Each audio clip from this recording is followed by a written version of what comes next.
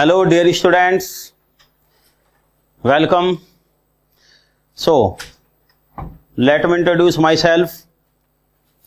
It is my brief introduction. Myself Kaisar Hafiz, XIES, Managing Director, Engineer Zone. अब engineer zone का tie up है with the civil point for completing this particular syllabus. ये part मैं complete करूंगा electrical engineering का, जो मैंने बताया था आपको. बाकी डिटेल ये रही. BTech honours from IIT Roorkee in year 2000. Now it's been 23 years in teaching experience in this field. Rest 5 times I have qualified IES with all India rank, top most performance rank 2, and more than 15 textbooks and guidebooks.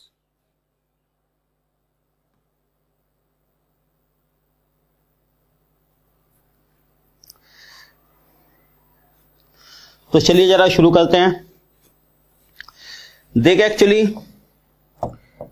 इसमें cover करना है principal grade 1 and 2 में मुझे electrical engineering का portion, ठीक है ना, वो मैं कवर करूंगा यहां पर. और मैंने अपने स्टूडेंट्स को भी कहा था कि ये वाला पोर्शन मैं कवर करूंगा, बाकी सिविल पॉइंट की फैकल्टीज हैं वो कवर करेंगे इसमें, ठीक है. तो चलिए जरा, तो भाई बात शुरू करते हैं थोड़ा सा सिलेबस के साथ.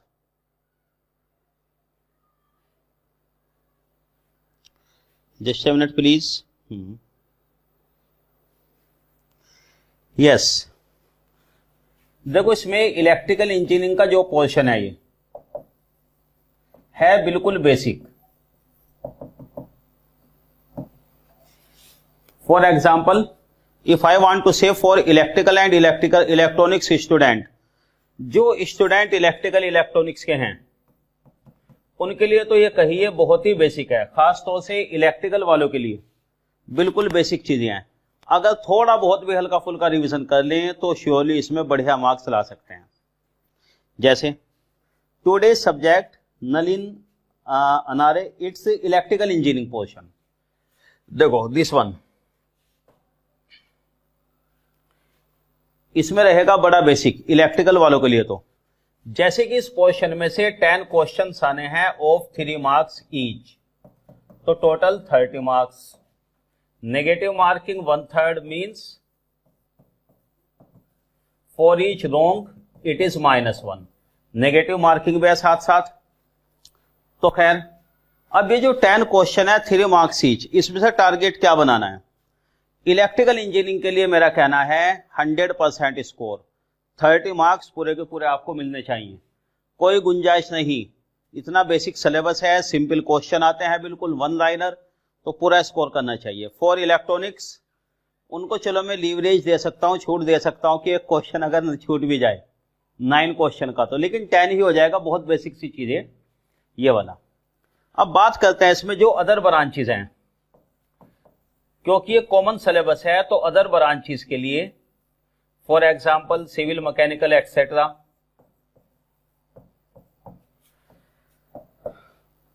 तो देखिए एक्चुअली वैसे तो सिलेबस आप देख चुके होंगे. जनरल इंजीनियरिंग का तरीका ये होता है, जनरल इंजीनियरिंग जब आती है कोई से में भी, जैसे आपने देखा होगा ना वोटिंग पैटर्न, पॉलिटिक्स के बाद घूम फिर कर आई जाती है कहीं से. और खासतौर से हमारे नॉर्थ इंडिया की बात करते हैं, जब हमारे यूपी की और यहाँ MP की जब बात कर रहे हैं ऐसे. देखो एक्चुअली इलेक्शन में कहते हैं ना, जीत के लिए क्या होता है, अपने वोट बैंक को इंटैक्ट रखना और दूसरे के वोट बैंक में सेंध लगानी है. मतलब यहां भी वही है, जो अपना सिलेबस है, जो सिविल वालों का सिलेबस है, जो इलेक्ट्रिकल का सिलेबस है, अपने अपने सिलेबस में पूरा स्कोर करें और दूसरे के सिलेबस में जितना मैक्सिमम सेंधमारी कर सकते हैं. कहने का मतलब है कि उसमें जितने नंबर ला सकते हैं ये सही. तो सिविल मैकेनिकल के लिए मेरा मानना है, देखिए इसमें सिलेबस तो बहुत बेसिक है, बस आप लोगों को 12th लेवल की कंसेप्ट थोड़ा बहुत आनी चाहिए, 10th और 12th लेवल की. इलेक्ट्रिकल से रिलेटेड जो भी कंसेप्ट है 10th और 12th लेवल की, वो अगर आप जानते हैं सिविल मैकेनिकल वाले, तो भाई बाकी चीजें यकीन मानो आपको इन अराउंड 80-90 आवर्स में मैं कंप्लीट करा दूंगा, ठीक है ना. इन 80-90 घंटे में सारी चीजें हो जाएंगी कवर. क्वेश्चन भी, थ्योरी भी, प्रैक्टिस क्वेश्चन कैसे आएंगे, शॉर्टकट कैसे आएंगे, सारी चीजें हो जाएंगी कवर. कोई जरूरत नहीं है आपको एल्स इधर उधर कोई सिलेबस सर्च करने की और किसी भी चीज की, ठीक है.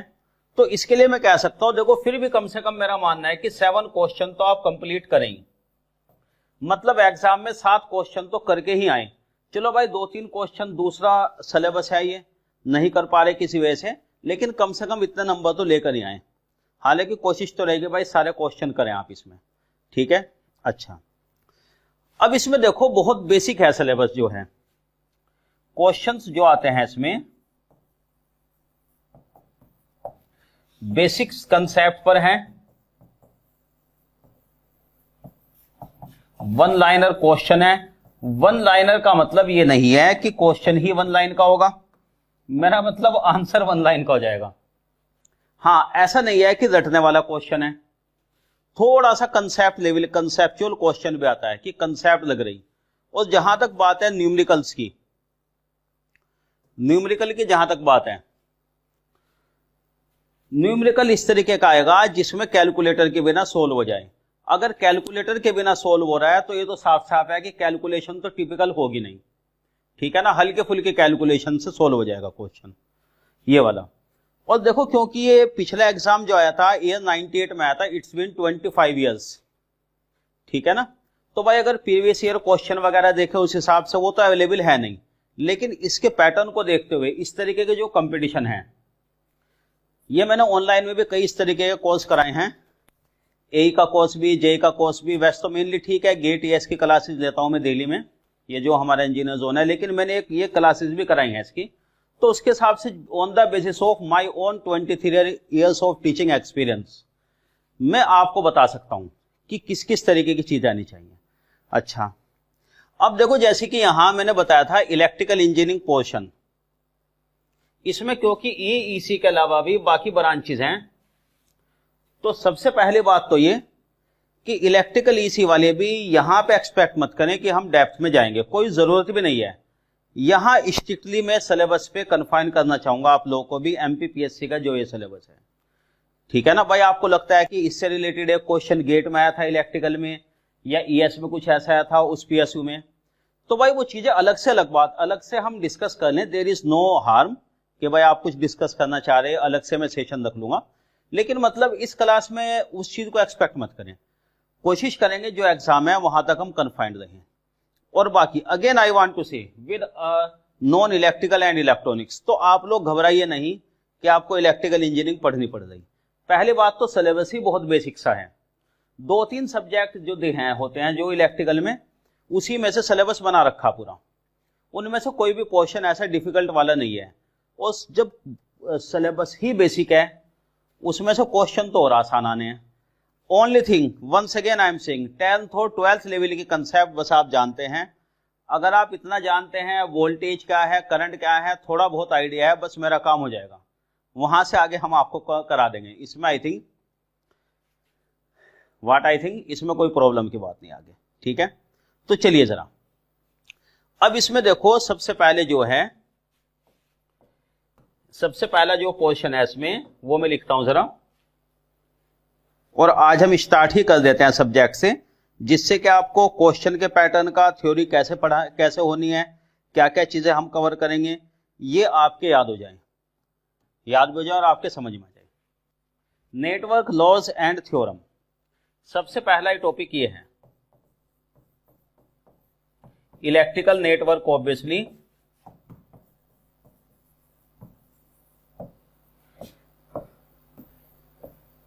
नेटवर्क लॉज में basically basic element KVL KCL, ध्यान आया कुछ, Kirchhoff voltage law, Kirchhoff current law, आज इसी चीज को कवर करेंगे। तो मैं पहले आपको जरा इसके बेसिक बता दूं, और हाँ what ever be your queries, आप लोग क्वेश्चन पूछते रहिए, क्योंकि ये चीज तो मैं जानता हूं इसमें ऑब्वियसली डाउट भी आएंगे आपके, और लाइव क्लास की ब्यूटी ये होती है कि साथ साथ आप लोग क्वेश्चन अपने टाइप करते जाएं, उसी हिसाब से हम आंसर करेंगे, ठीक है ना। और बेसिकली टुडेज इंटरेक्शन, जैसे कि हमारा पहला भी इंटरेक्शन है, तो थोड़ा सा देखो क्या होता है, इसमें कुछ अंदाजा भी हो जाता है, आप भी थोड़ा सा फैमिलियर हो जाते हैं हमारी टीचिंग स्टाइल से कि क्या क्या चीज कवर कराने हैं ट्यूनिंग बनाने में। और मोर ओवर हम भी ये कहना है कि स्टूडेंट की रिक्वायरमेंट से ट्यून्ड हो जाते हैं, कि हमें भी अंदाजा हो जाता है थोड़ा सा कि भाई स्टूडेंट क्या चीज चाहते हैं, कहाँ कहाँ डाउट आ रहे, तो ऑब्वियसली ठीक है। इसलिए बी वेरी फ्रैंक, क्वेश्चन वगैरह आपके हैं, जो भी डाउट आए वो आप डिस्कस करें। तो देखो नेटवर्क में बेसिक डिस्कस करते हैं आज, बिल्कुल नेटवर्क के बेसिक। जैसे ओम्स लॉ, ध्यान है ओम्स लॉ? कुछ नाम तो आपके जरूर ध्यान होगा, कहते हैं ना, नाम तो सुना ही होगा। तो भाई क्या है ohmic law? Ohm's law represent करता है V equal to I are.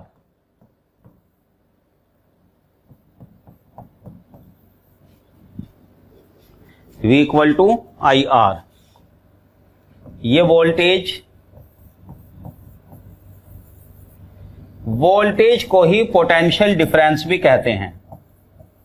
Terminology जरा थोड़ा सा रिवाइज करा दे आपके, पोटेंशियल डिफरेंस या वोल्टेज भी इसी को कहते हैं।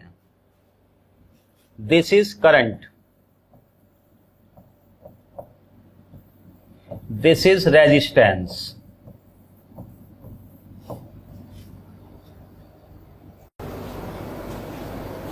ठीक है, ये भी ध्यान रखना, कई क्वेश्चन आपको सिंपली यूनिट वाले मिल जाएंगे। इसकी यूनिट क्या होती है? वोल्ट में। इसकी यूनिट होती है एम्पियर में, और इसकी यूनिट होती है ओम्स में, जिसको रिप्रेजेंट करते हैं ऐसे, ओम्स। ये यूनिट है इसकी।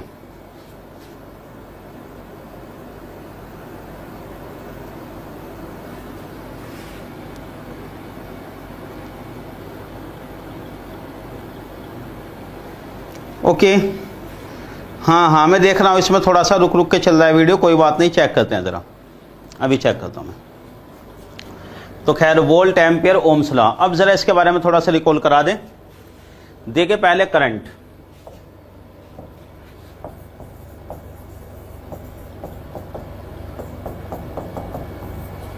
Rate of flow of charge,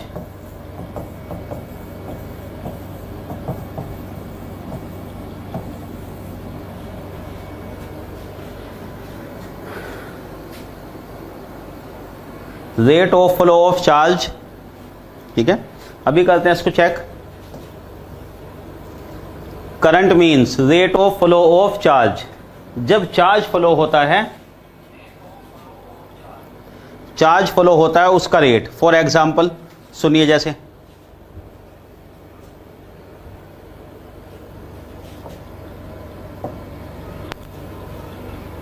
current I Q by T,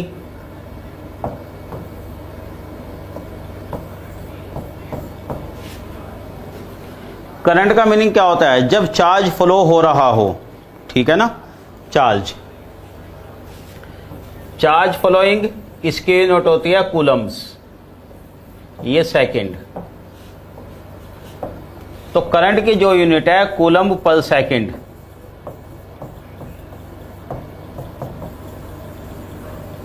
ये आ जाएगा ampere. Coulomb per second means ampere. Yes, Sandesh Patel, KVL KCL applicable to which type of network? Distributed type में भी एप्लीकेबल होंगे, लंप्ड और कंसेंट्रेटेड में भी एप्लीकेबल होंगे, साथ ही साथ लीनियर नेटवर्क कोई सा भी हो उसमें एप्लीकेबल होता है। लीनियर नेटवर्क में भी एप्लीकेबल होता है, ठीक है, डिस्ट्रीब्यूटेड है, कंसेंट्रेटेड है, कोई भी, और नॉन लीनियर में भी एप्लीकेबल होते हैं। समझ गए आप केवीएल केसीएल के बारे में? उसमें भी एप्लीकेबल होंगे। केवीएल केसीएल पे मैं आ जाऊं तो आपको बता देता हूं कैसे एप्लीकेबल होंगे। ओम्स लॉ वगैरह एप्लीकेबल नहीं होता नॉन लीनियर में, लेकिन केवीएल केसीएल एप्लीकेबल हो जाते हैं। ठीक है, चलिए खैर अब चलते हैं आगे, फिर आपको बता देंगे साथ साथ। हाँ सुनिए जरा, देखो भाई, जैसे ये समझ लो आप,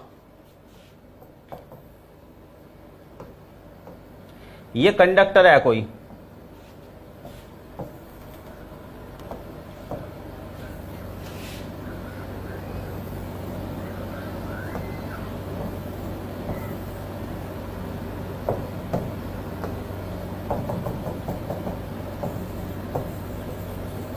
ये कोई कंडक्टर है। For example charge is flowing,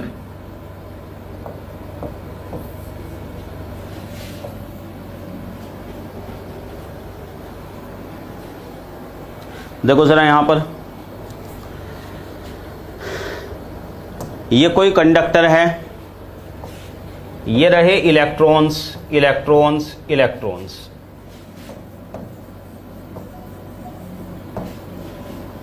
ये इलेक्ट्रॉन्स हैं, ठीक है। For example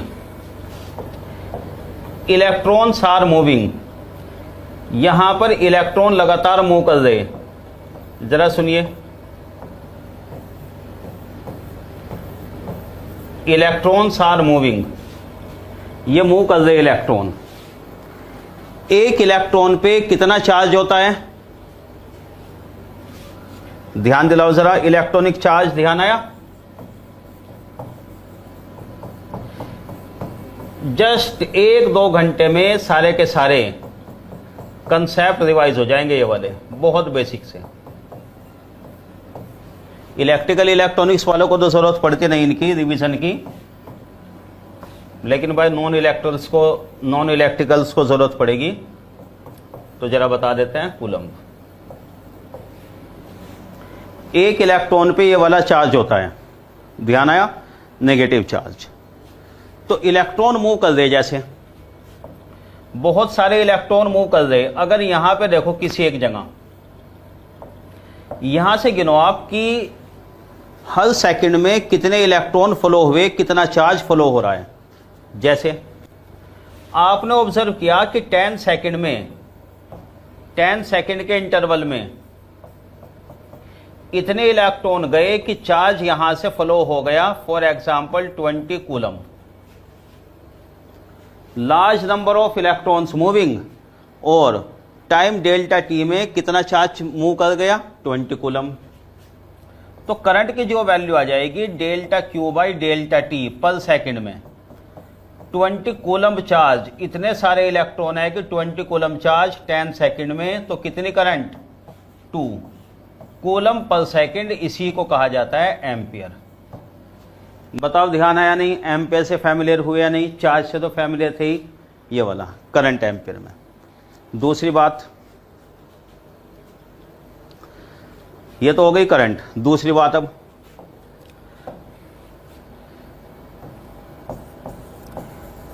current flows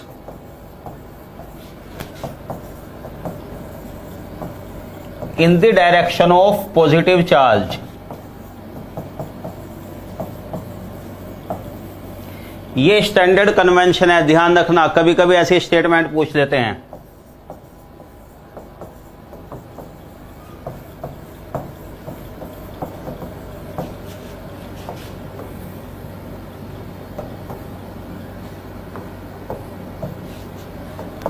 and in the opposite direction of negative charge.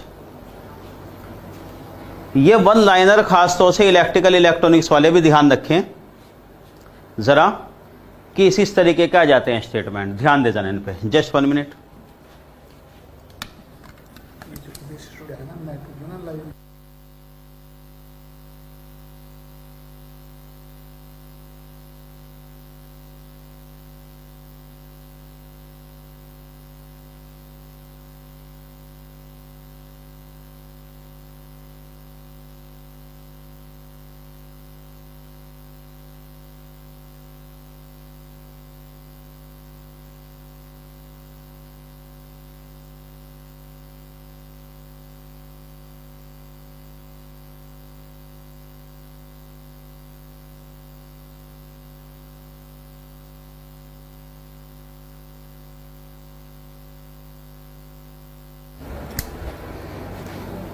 Okay,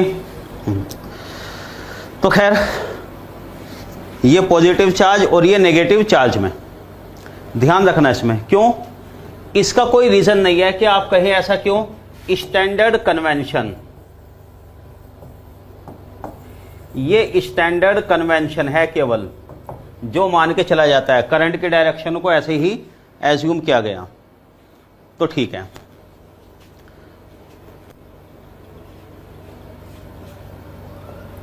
अब जरा आप मुझे ये बात बताएं, इसमें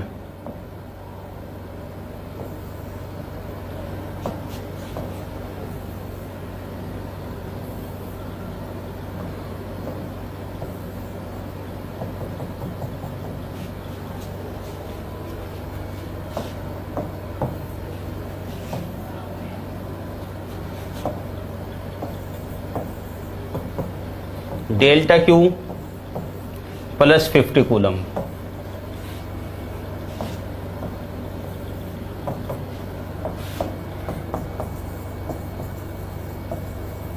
The charge following in 20 seconds plus 50 coulomb.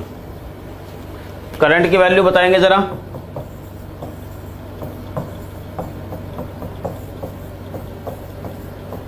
To 2.5 coulomb per second ampere.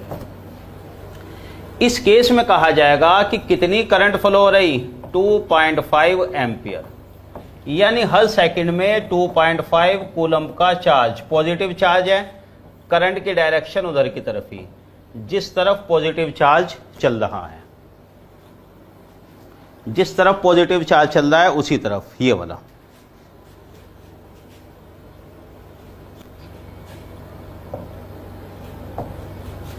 ये वाला क्वेश्चन देखो,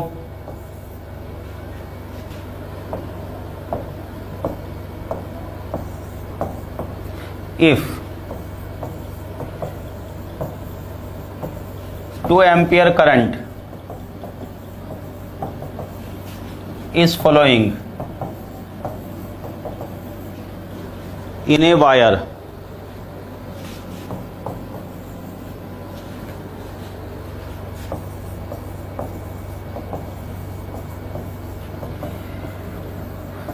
the number of electrons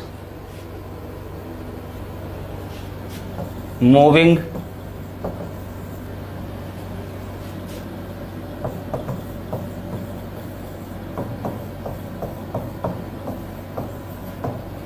in each second are। जरा ये वाला क्वेश्चन करो भाई, देखो है ना, बहुत सिंपल क्वेश्चन। यस, बहुत बेसिक सा क्वेश्चन। हाँ Rupesh Kumar, yes yes, very good संदेश। ये वीडियो में प्रॉब्लम आ रही है, ठीक है ना, अभी इसको करा ले रेक्टिफाई। कुछ शायद नेटवर्क का इशू हो सकता है फ्रॉम माय साइड, आज स्टूडियो में कुछ हो सकता है इशू आ रहा हो, ठीक है। मैं देखता हूँ क्लास वरना उसी हिसाब से शॉर्ट कर देंगे। खैर चलिए, यस। तो भाई ईसी वाले तो कैलकुलेट कर चुके होंगे इसको, लेकिन जरा सिविल मैकेनिकल वाले भी थोड़ा सा दिमाग लगाइए। देखो कैसे, इसमें कहा गया 2 एम्पियर करंट इज फ्लोइंग। भाई कोई भी वायर है, देखा किस लेवल के क्वेश्चन आते हैं, ये है बिल्कुल बेसिक।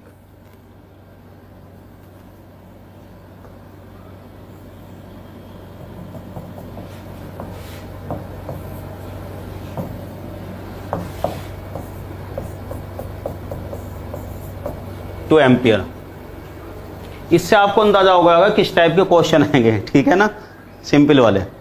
चलो भाई जरा, अब ये करंट फ्लो हो रही, कितनी करंट, 2 एम्पियर। इसमें कहा number of electrons flowing in 10 second. Yes,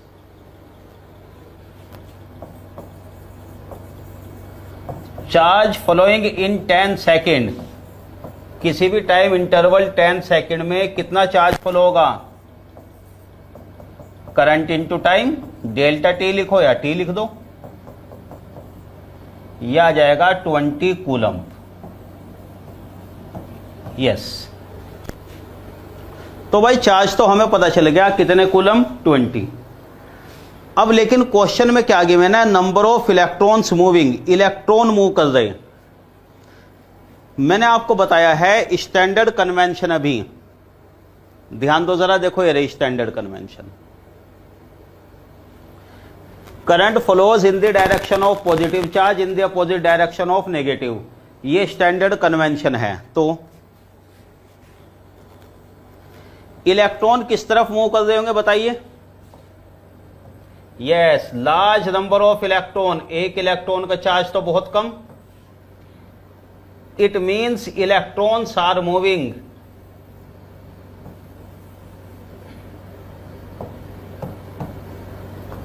इसका मीनिंग यह है कि electrons are moving in the opposite direction, इधर की तरफ मूव कर रहे electron, electrons are moving in the opposite direction. कैसे, इलेक्ट्रॉनिक चार्ज कितना है, एक इलेक्ट्रॉन का चार्ज, नेगेटिव चार्ज होता है ये 1.6 10⁻⁻⁻19 कूलम्ब। तो बताओ नंबर ऑफ इलेक्ट्रॉन्स, कितने इलेक्ट्रॉन का चार्ज होगा, टोटल चार्ज ये एक इलेक्ट्रॉन का चार्ज। यस, बिल्कुल सही आंसर निकाला था भाई आपने।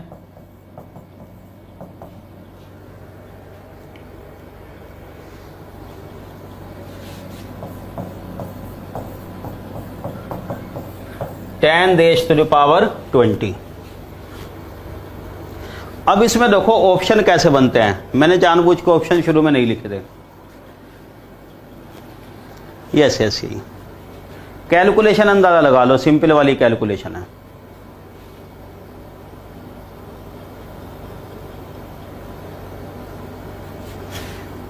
ऑप्शन आएंगे इसमें कुछ इस तरीके के, देखिए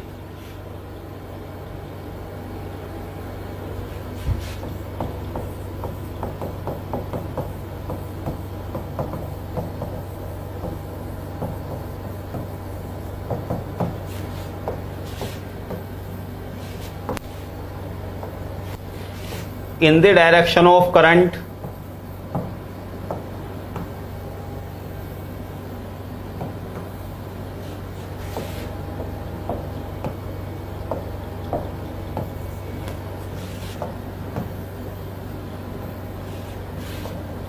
in the opposite direction of current, बिल्कुल इसी तरह सी डी ऑप्शन जो भी आएंगे।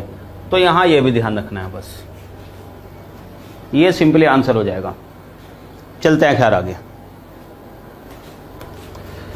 तो मेरे ख्याल से कूलम्ब है, एम्पियर है, करंट वगैरह इस चीज से थोड़ा सा फैमिलियर हो गए होंगे, अब तक कुछ रिवीजन हो गया होगा।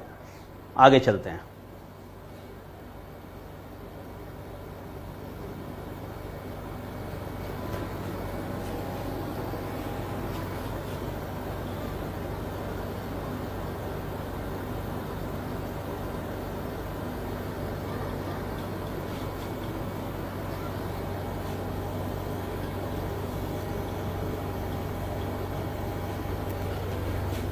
वोल्टेज और पोटेंशियल डिफरेंस, इसको भी जरा रिवाइज करा दें।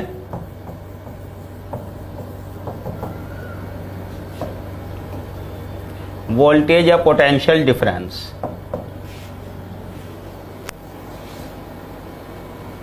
हाउ टू डिफाइन, ऐसे ये दो पॉइंट है जैसे ए और बी,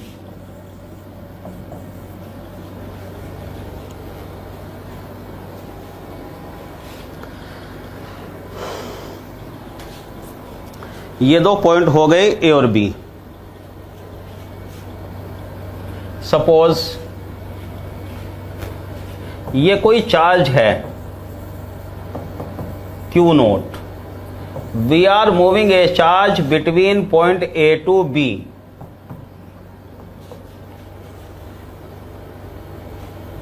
देखो भाई जरा, वर्क डन,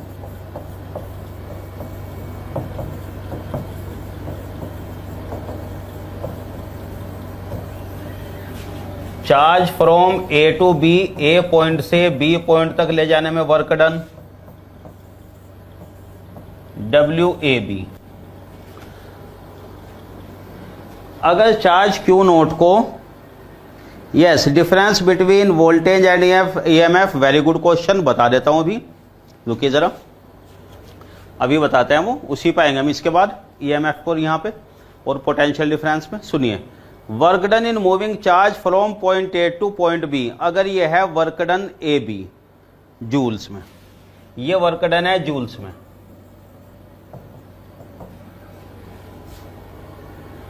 तो पोटेंशियल डिफरेंस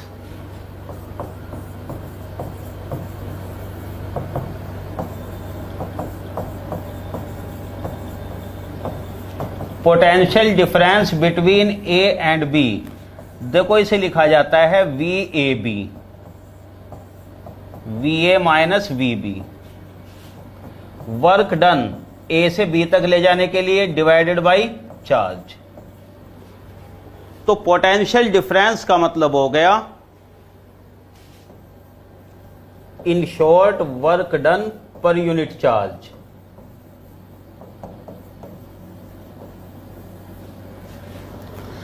अगर चार्ज को मूव कराने में वर्क डन, हमें काम करना पड़ेगा ऑब्वियसली, अपने आप तो मूव नहीं करता चार्ज, ठीक है। ये जो वर्क डन आएगा पर यूनिट चार्ज, ये होता है पोटेंशियल डिफरेंस, जिसको वोल्टेज भी कहते हैं। यूनिट क्या होगी इसकी भाई? जूल पर कूलम्ब, इसी को कहते हैं वोल्ट। जूल पर कूलम्ब वोल्ट।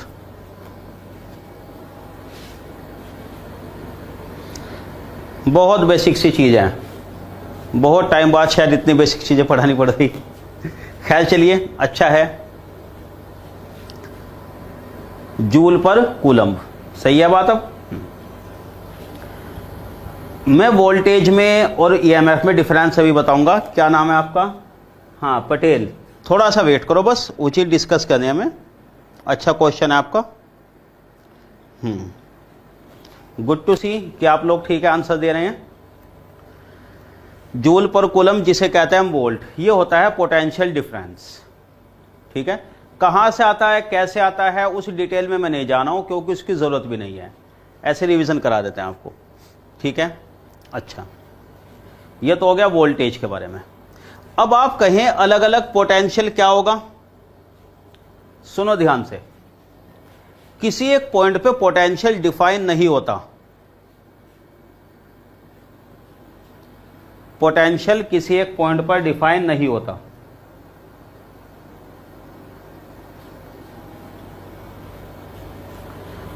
ऐसा नहीं होता कि पोटेंशियल एक पॉइंट पे डिफाइन हो, हमेशा जो डिफाइन होता है वो डिफरेंस होता है। जैसे VA माइनस VB ये डिफाइन होता है, ठीक है ना। वो अलग बात है, किसी एक को रेफरेंस मान लेते हैं तो दूसरा लिख देते हैं, हमेशा डिफरेंस आएगा।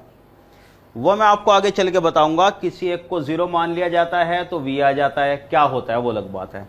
इसलिए डिफरेंस ही डिफाइन होता है, ये डिफाइन नहीं होता इसमें। हाँ, जरा इसमें question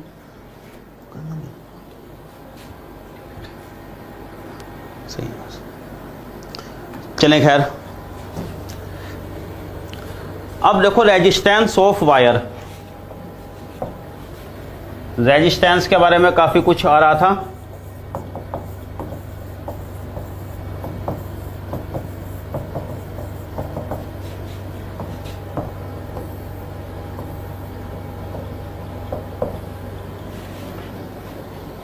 resistance of wire, wire का रेजिस्टेंस सिंपली इसकी डेफिनेशन बता देते हैं कैसे, सुनिए जरा। देखो, जैसे कंडक्टर है,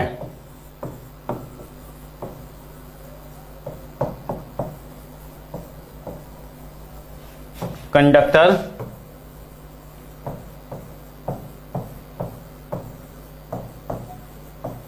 वैलेंस इलेक्ट्रॉन्स आर फ्री, ये बात आप जानते हो। मेटालिक कंडक्टर है कोई भी,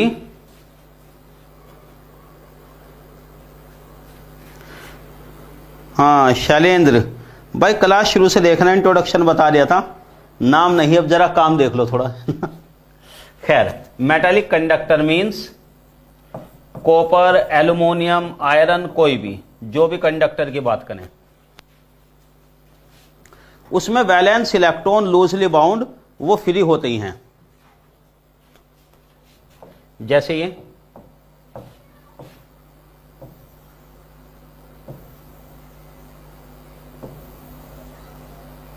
ये रहा न्यूक्लियस अंदर,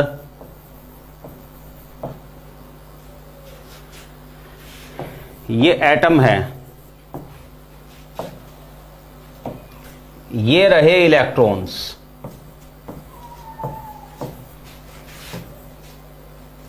ये वाला है वैलेंस, सबसे बाहर की शेल का इलेक्ट्रॉन, ओके।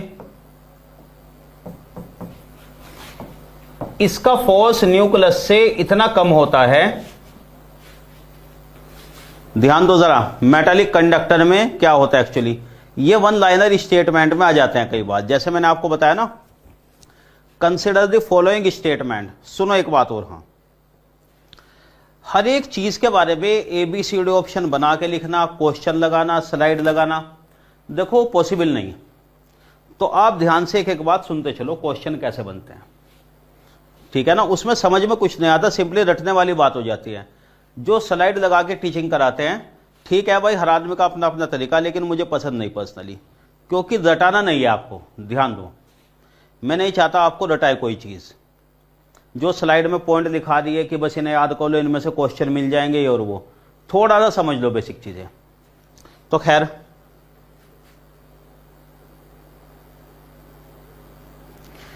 कलर कोडिंग के मुश्किल आते हैं रेजिस्टेंस, कलर कोडिंग का इसमें नहीं लगता मुझे आएगा, बेसिक्स है क्योंकि, ठीक है। चलिए खैर, अब देखो, ये वैलेंस इलेक्ट्रॉन, ये है बिल्कुल लूजली बाउंड, तो क्या बन जाएगा ये इतना लूजली बाउंड है कि हमारे पास ये रह जाएगा आयन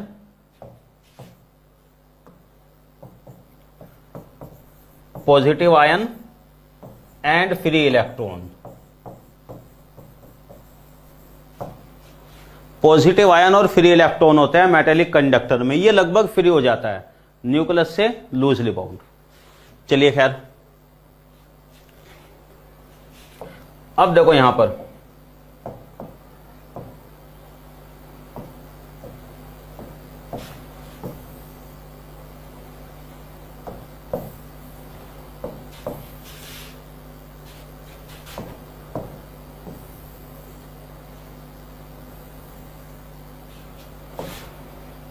सुनो, अब इसमें यहां पर क्या है, यस, पॉजिटिव आयन और इलेक्ट्रॉन्स।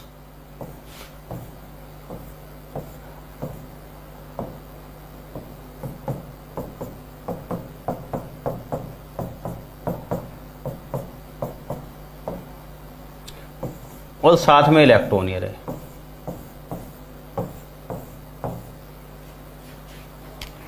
अब सुनो जरा,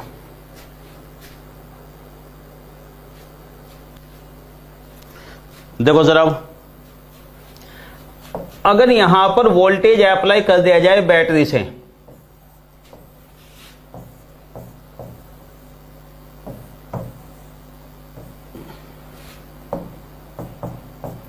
ये बैटरी, इसके EMF वगैरह के बारे में भी आपको बताना है। शुरुआत तो यहीं से होती है इलेक्ट्रिकल इंजीनियरिंग की, बिल्कुल बेसिक। यहां हमने बैटरी लगा दी, हाँ भाई ध्यान से सुनो, ड्यू टू द बैटरी, यहां पॉजिटिव यहां negative,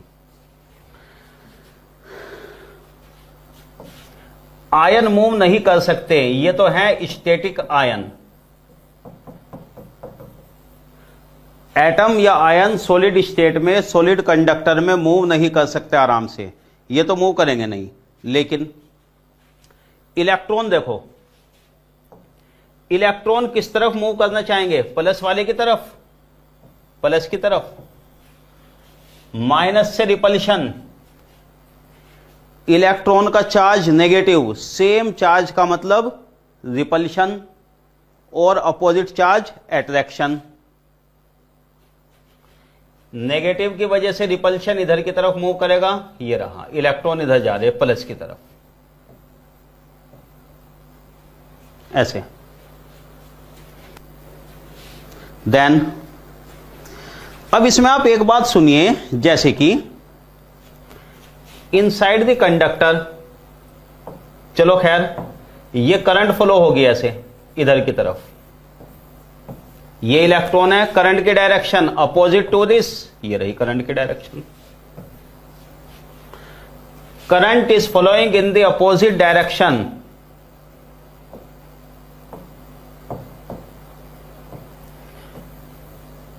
current is flowing in the opposite direction to the electron, ये है करंट। समझे बात? आगे चलो,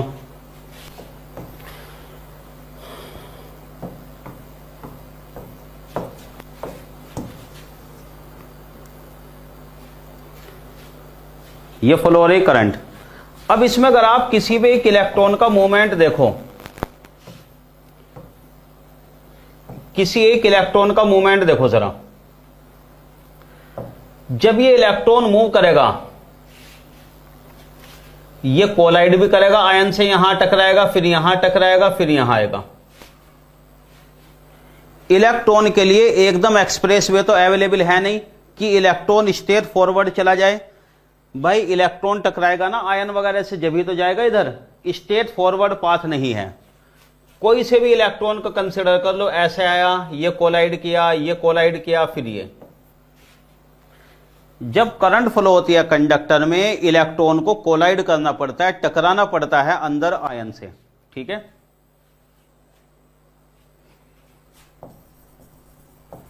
When electrons are moving,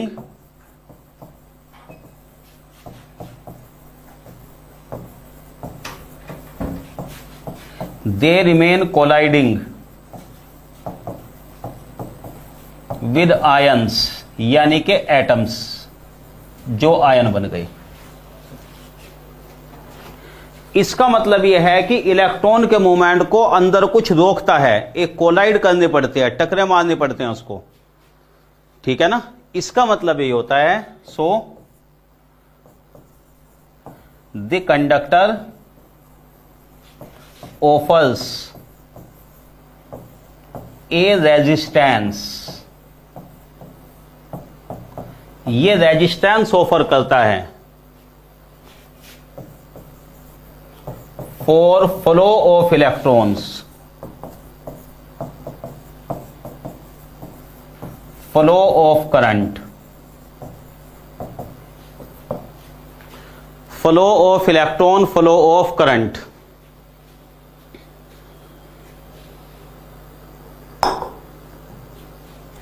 resistance का मतलब किसी चीज को अलाउ ना करना, किसी चीज को रोकना, हिचक होना।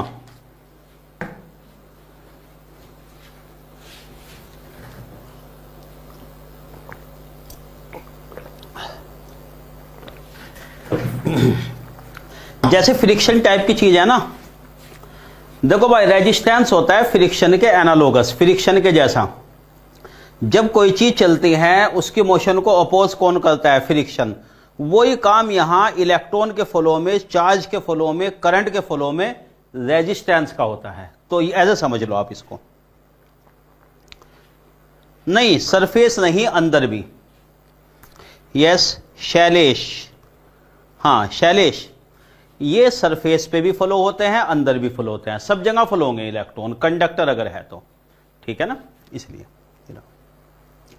तो ये ऑफर करता है रेजिस्टेंस। अब मैं रेजिस्टेंस के बारे में लिख देता हूं फार्मूला, बस क्या होता है इसकी और ज्यादा डिटेल नहीं बताएंगे, इसकी कैलकुलेशन डेरिवेशन कैसे आता है बस वो बता देते हैं हम आपको।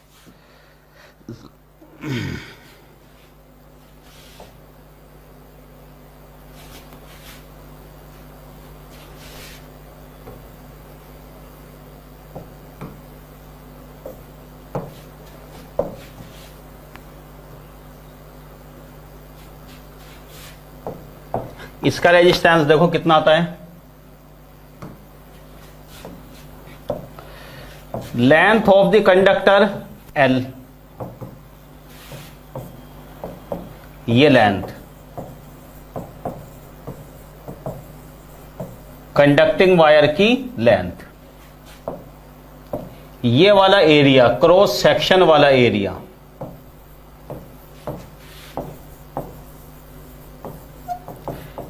क्रॉस सेक्शन ये वाला एरिया है ना, समझ गए कौन सा एरिया? ये area, area of cross section.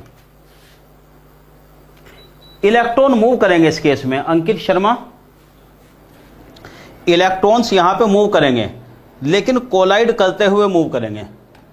Vibrate का मतलब तो ऐसा हो गया ना, इलेक्ट्रॉन गया और आया, ये ऐसे चल रहा है, इलेक्ट्रॉन चलेगा, टकराएगा, फिर टकराएगा, फिर चलेगा। भाई सिंपल सी बात है, लाइफ में एकदम एक्सप्रेस वे किसी को नहीं मिलता। कभी भी चलते हो, किसी भी एग्जाम में कहीं भी चलते हैं, टकराते हैं, फिर चलते हैं, वही है यहाँ भी। तो वही वाली बात है इसमें, ये एरिया। तो रेजिस्टेंस देखो भाई क्या होता है रेजिस्टेंस, ये होता है L upon sigma A। Sigma conductivity of material. Sigma है कंडक्टिविटी ऑफ मटेरियल। कंडक्टिविटी मतलब ये कौन सा मटेरियल का वायर है, कॉपर है, एल्युमिनियम है, आयरन है, क्या है, उसकी कंडक्टिविटी। ये कांस्टेंट होता है, कंडक्टिविटी ऑफ मटेरियल कांस्टेंट आता है। ये यूनिट बताओ इसकी जरा। देखो सिग्मा हो गया R into A upon L.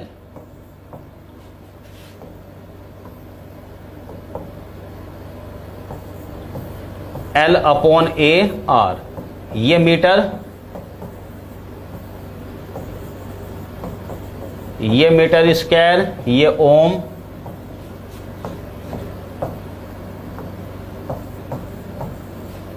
इसकी यूनिट होगी ओम इनवर्स मीटर इनवर्स।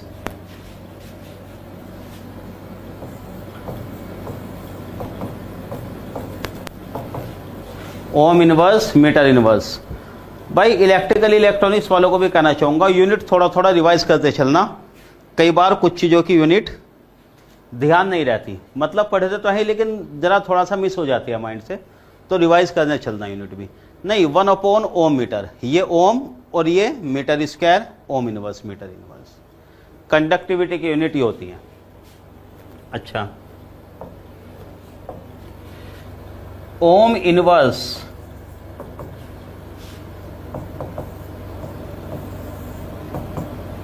इसको मोह भी लिखा जाता है, मोह,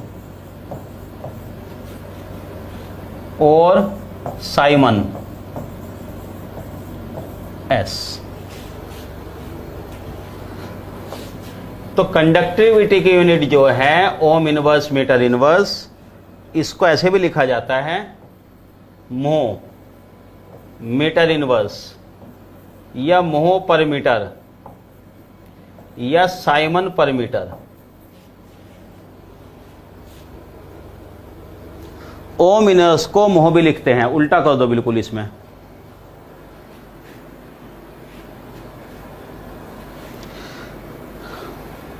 Ankit Sharma, electron hole theory आती है सेमीकंडक्टर में। इलेक्ट्रॉनिक्स वाले पोर्शन में थोड़ा सा इंट्रोडक्शन है, उसमें पढ़ेंगे आप वो। हाँ रेजिस्टिविटी हो जाएगी वो संदेश पटेल। तो भाई जो अंकित आप पूछ रहे हैं ना होल, HOLE होल वाला, वो आएगा सेमीकंडक्टर में, यहां नहीं होता वो अलग चीज है थोड़ा। समझ गए यूनिट? मोह पर मीटर, साइमन पर मीटर, वो इसी की यूनिट होती है। अच्छा,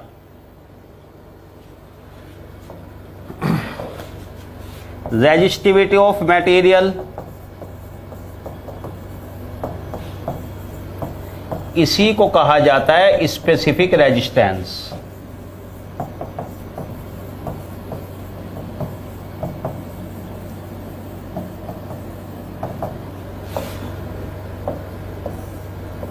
ये होता है 1 अपॉन कंडक्टिविटी, इसको कहते हैं। ये भी कांस्टेंट होता है। तो भाई रेजिस्टेंस को जैसे कि हम लिख रहे थे L अपॉन सिग्मा ए, इसी को लिखते हैं रो L अपॉन ए।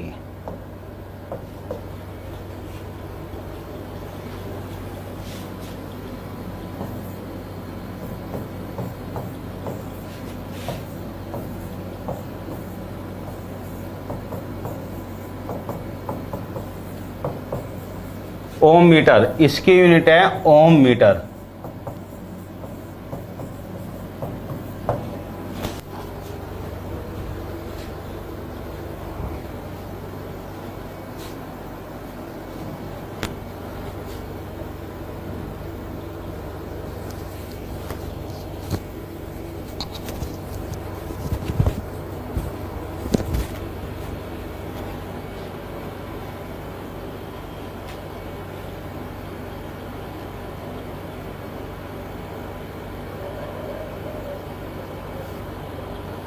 ये रेजिस्टेंस का फार्मूला बन गया।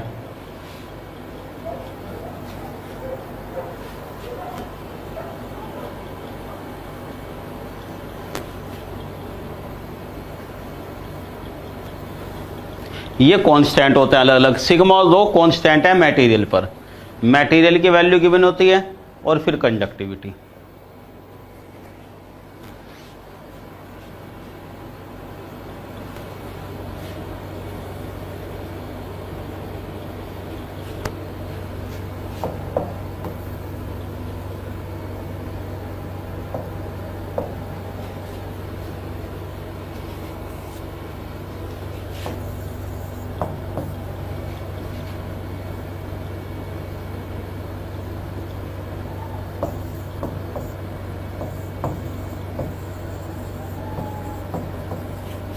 Ten metre long wire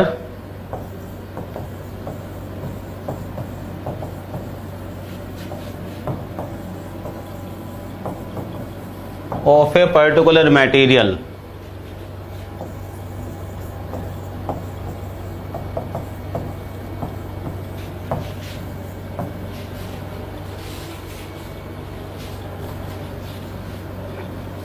resistance of 20 ohm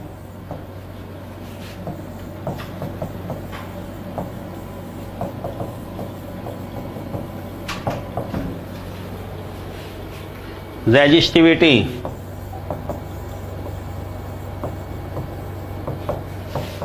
of material is ohm meter.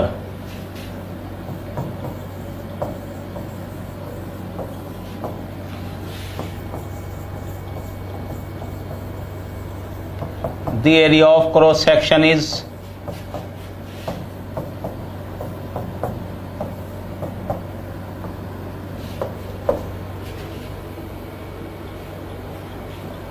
करो भाई क्वेश्चन जरा ये वाला।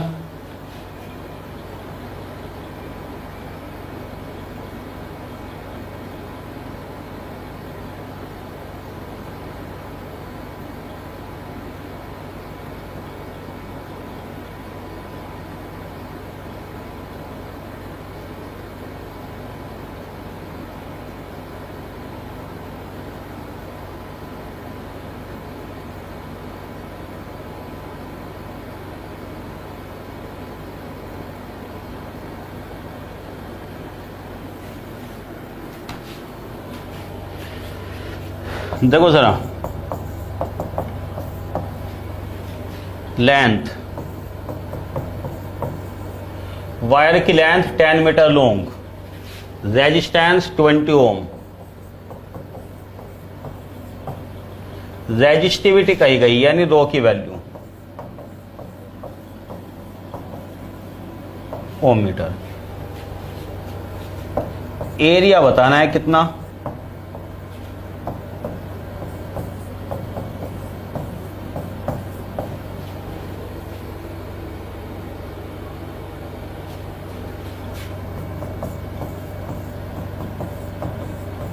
very simple.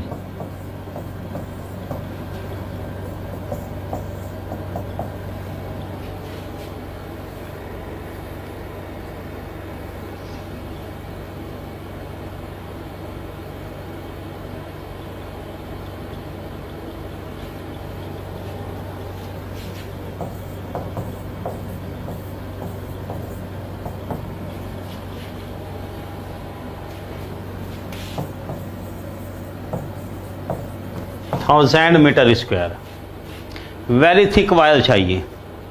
अगर 20 ओम का रेजिस्टेंस चाहिए वेरी थिक, ये आ गया 1000। ये रेजिस्टिविटी है, कंडक्टिविटी नहीं।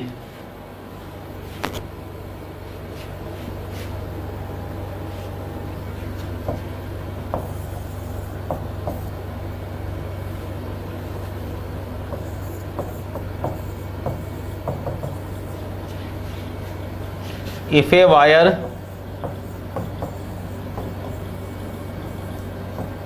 is stretched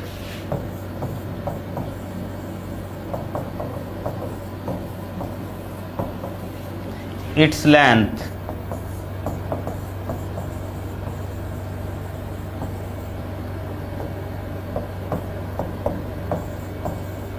by 200%,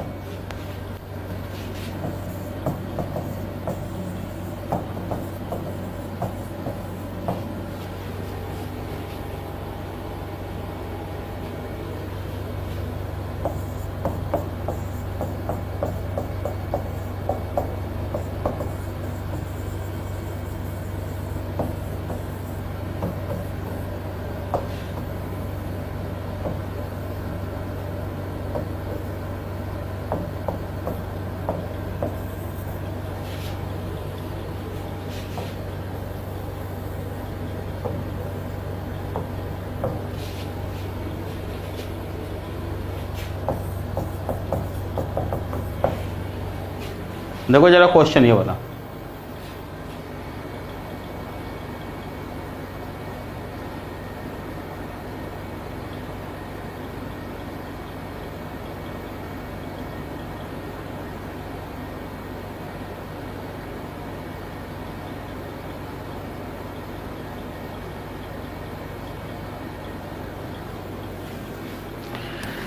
हाँ भाई देखो जरा क्वेश्चन ये, a wire is stretched elongated, खींच के उसे 3 गुना कर दिया, इंक्रीज्ड बाय 200%, मतलब ये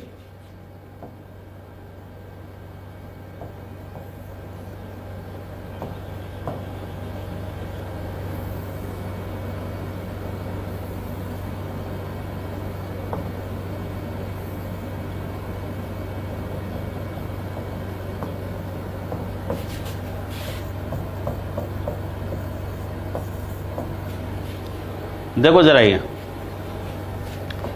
एरिया, ये है लेंथ,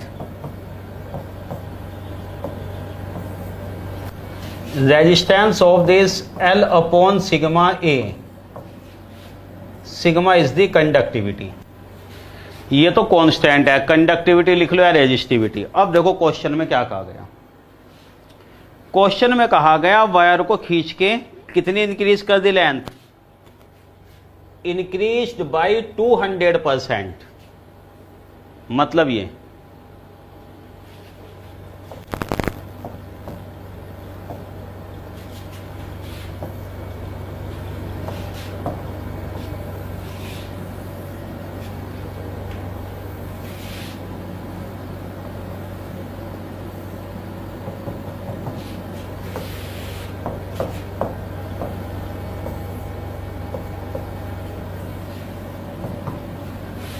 इसकी लेंथ इंक्रीज कितना कर दी गई, जरा बताएं।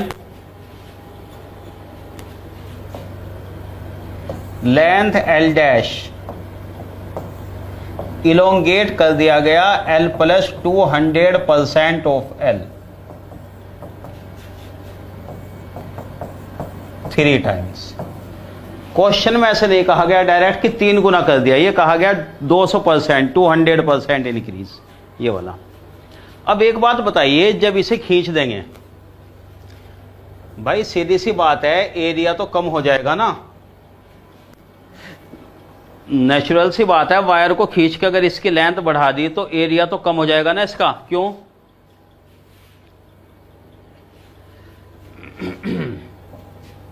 भाई दोनों ही केस में वॉल्यूम तो सेम है,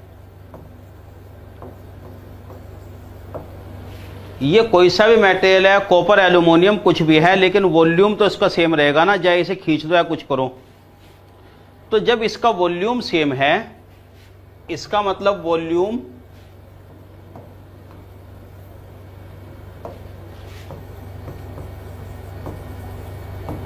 area into length,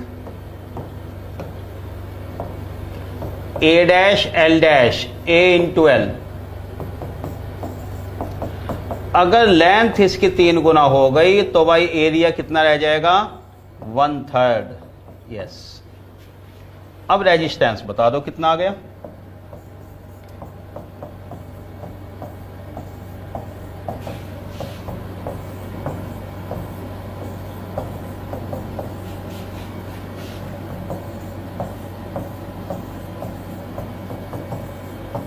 nine times, resistance will be 9 times. नहीं रवि, थोड़ा सा जल्दी कर गए भाई आप।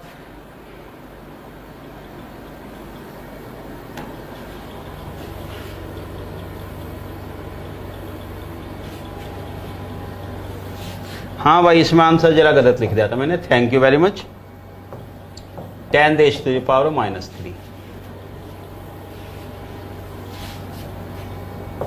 इस आंसर को करेक्ट कर लीजिए, 10 सेमी square. 1 metre equal to 100 centimetre, 1 metre square यानी 10⁻⁴ semi square.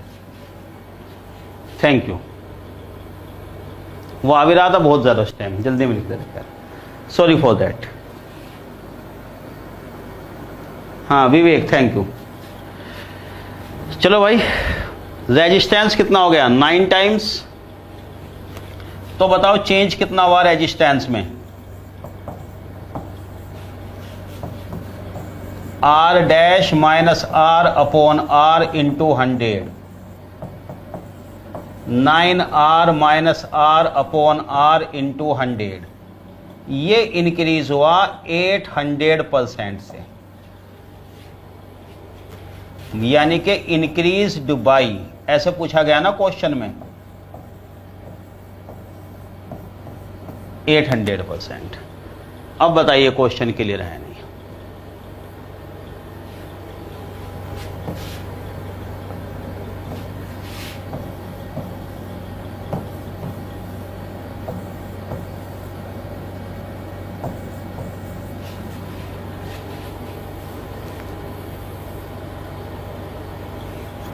Increase by 800%। Clear? चलते हैं आगे जरा। तो खैर, रेजिस्टेंस के फार्मूले को यूज करना आई थिंक आपको आ गया होगा, और मैंने इसका बहुत थोड़ा सा आपको बेसिक भी बताया। क्यों आता है रेजिस्टेंस? रेजिस्टेंस का मतलब किसी चीज को रोकना, जैसे फ्रिक्शन। फ्रिक्शन भी तो ये करता है, चलती चलती चीज को अपोज करता है चलने के लिए, इसलिए हमें फोर्स लगाना पड़ता है।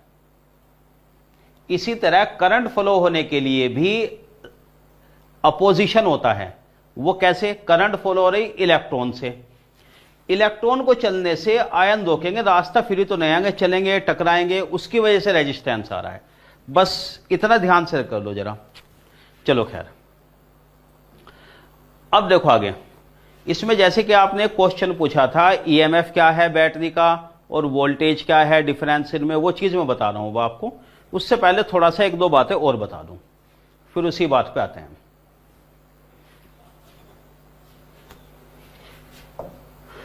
थोड़ा सा जरा ये चीज जान लीजिए।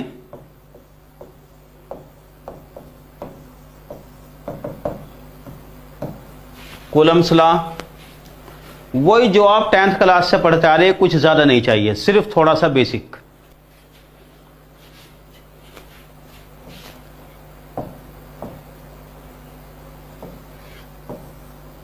ये 2 point charge Q1 Q2 separated by distance R,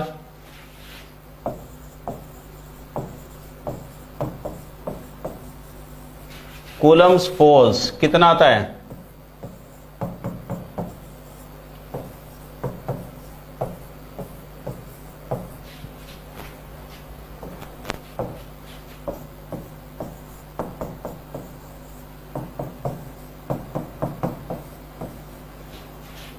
ten raise to the power 9 epsilon 0 ही आ जाएगा। इस कांस्टेंट की जरूरत पड़ेगी, इसका ध्यान रखना।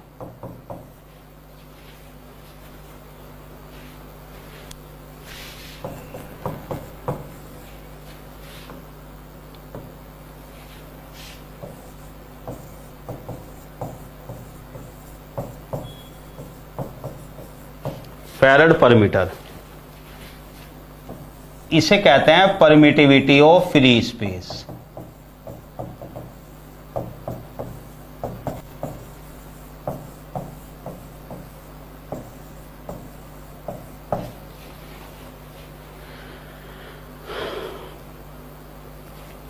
If the two charges separated by a distance r, what is the force?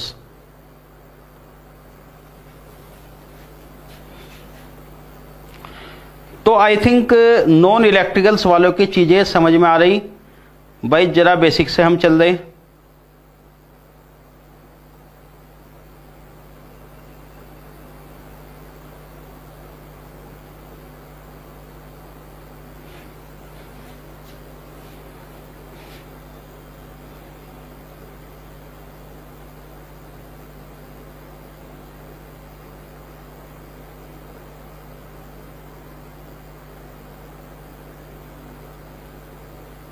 है ना?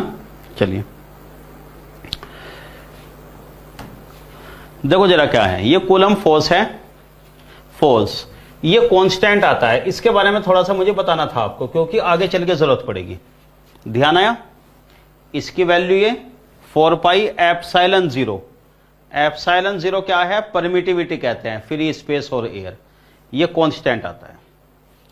यूनिट है इसकी farad per metre, F upon M. Farad को समझाएंगे आगे कैपेसिटर में आपको, ये वाला। अच्छा, अब इसमें एक बात देखो, फोर सिमिलर चार्जेस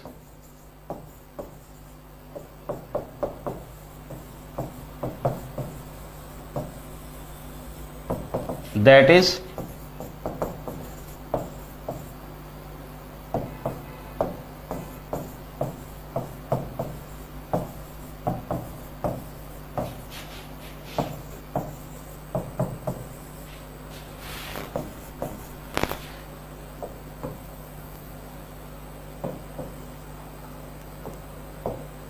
और both are negative,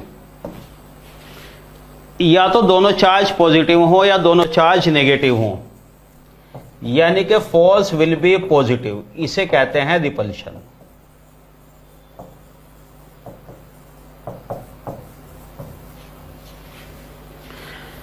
similar charge means repulsion, जब फोर्स पॉजिटिव आ रहा है उसे कहते हैं रिपल्शन।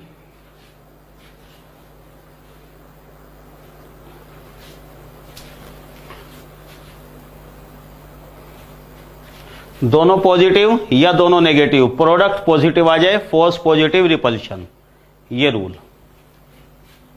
इसी तरह for opposite charges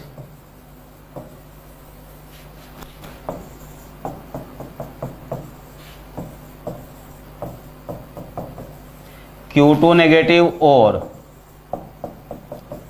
Q1 negative and Q2 positive, force will be negative. Negative का मतलब अट्रैक्शन फोर्स।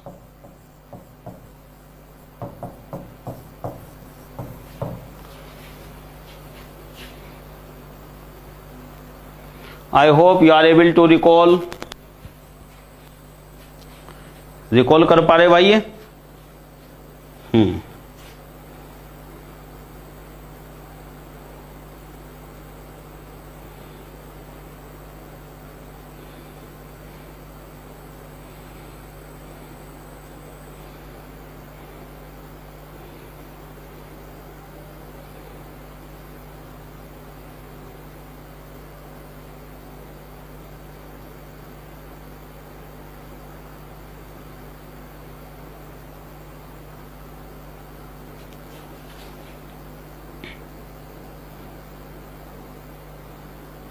ध्यान आई ये वाली बात?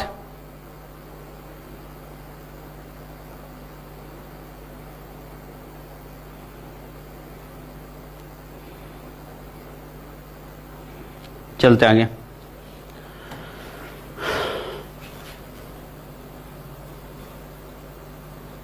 देखो भाई साहब, इस पर क्वेश्चन कैसे बनता है।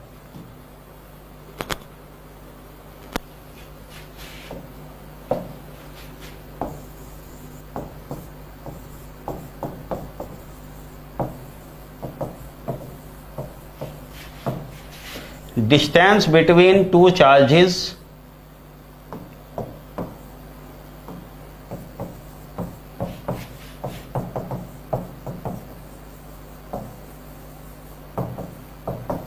in space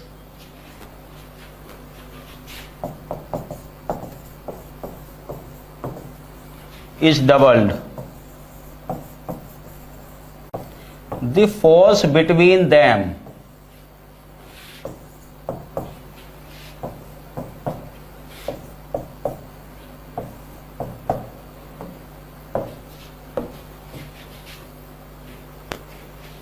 distance between two point charges doubled, force between them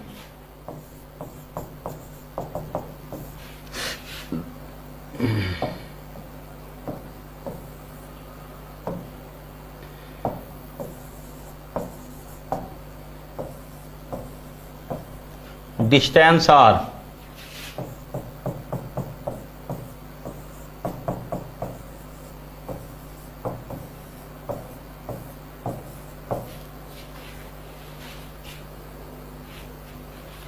अगर इस डिस्टेंस को डबल कर दिया जाए r dash equal to 2r, what will be the force? Simple है, बताओ जरा कैलकुलेट करके।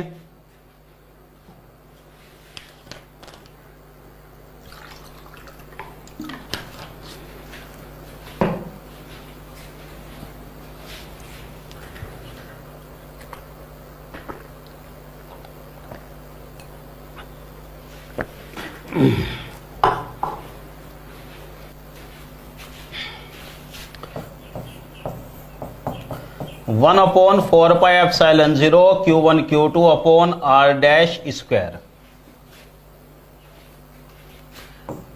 f dash upon f, r upon r dash square.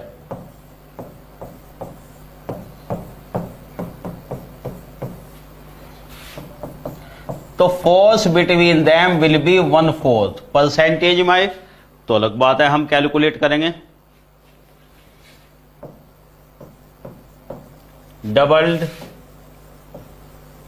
Halved, 4 times 1/4, ये वाला।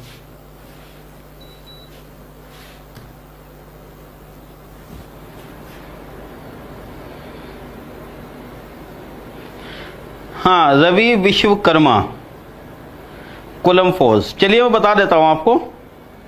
देखो एक्चुअली इसमें वैसे जो मैंने बताया आपको बिल्कुल 12th लेवल की चीज बताई, ऐसा नहीं है कि कोई बिल्कुल भी नई चीज बताई है। हाँ, ये हो सकता है कि भाई ठीक है 12th लेवल को जरा 4-5 साल हो गए हों तो ध्यान नहीं रहता, बता देता हूं मैं आपको क्या है जरा। देखो भाई थोड़ा सा शुरू से देख लो इसको। कुलम फोर्स क्या है? कूलम्स लॉ का मतलब यह है कि जो दो चार्ज होते हैं उनके बीच का फोर्स, यह फार्मूला होता है इसका। कूलम फोर्स का फार्मूला ये, चार्जेस की प्रोडक्ट आर स्क्वायर, ये आता है कांस्टेंट, कांस्टेंट ऑफ प्रोपोर्शनलिटी। कितनी वैल्यू होती है इसकी? ये रही 1/4 पाई एप्सिलॉन 0, ये आ गया। इसको क्या कहते हैं? एप्सिलॉन 0 को परमिटिविटी, ध्यान दो, परमिटिविटी ऑफ फ्री स्पेस। ये मीडियम के लिए कांस्टेंट होता है, ठीक है ना। ये परमिटिविटी आ गई फ्री स्पेस या एयर की, सेम। अच्छा, इसकी यूनिट है farad per metre. Farad capacitance की यूनिट होती थी, आपको आगे चल के बताएंगे, वो आपके सिलेबस में है। अभी आप इसको सिर्फ लिख लो कि फैराड पर मीटर है, वो मैं आपको आगे बता दूंगा। अब यहां से देखो, अगर दोनों चार्ज सिमिलर हैं, दोनों ही पॉजिटिव या दोनों ही नेगेटिव हैं, सिमिलर चार्ज के बीच क्या होता है? रिपल्शन। सिमिलर चार्ज दोनों ही पॉजिटिव या दोनों ही नेगेटिव, फोर्स पॉजिटिव मतलब रिपल्शन।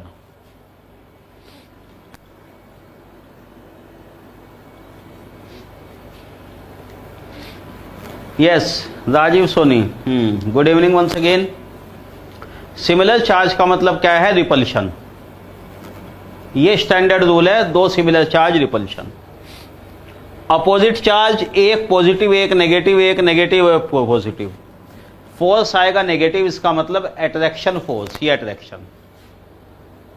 बाकी ये क्वेश्चन मैंने फार्मूले पे कराया आपको, ठीक है। चलिए जरा अब वापस आते हैं वोल्टेज करंट वगैरह ओम्स लॉ के बारे में, जहां पर हम डिस्कशन अपना छोड़ कर आए थे, अब वहीं पर वापस आ जाते हैं। तो ठीक है, चलें जरा देखिए।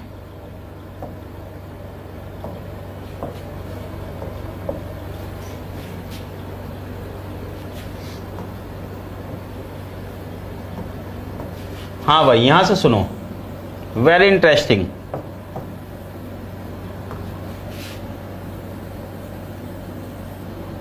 यह है resistance R, this is the symbol of the resistance. ध्यान आया?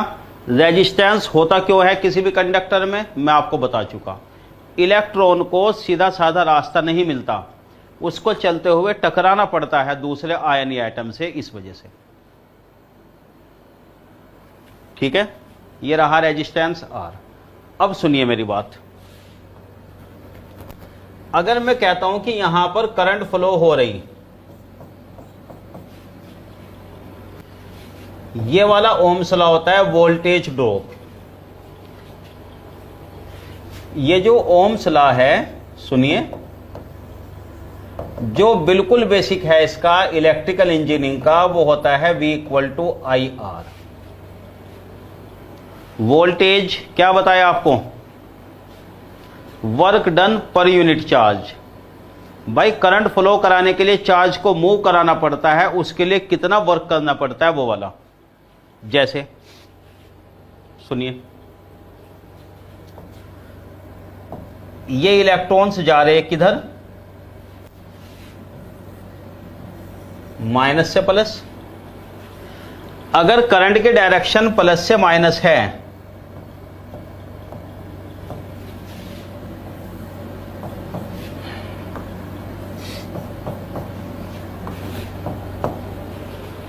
देखो अगर करंट प्लस से माइनस की तरफ आ रही है तो इलेक्ट्रॉन कैसे आएंगे, अपोजिट, माइनस से प्लस।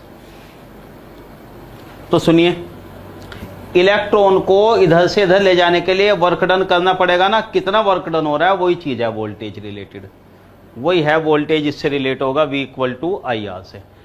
इस बात में आपको ये चीज ध्यान रखनी है, I flowing from positive to negative, plus to minus, current की डायरेक्शन प्लस टू माइनस, यहां इलेक्ट्रॉन माइनस से प्लस, ये इसमें आपको ध्यान रखना है। दूसरी बात,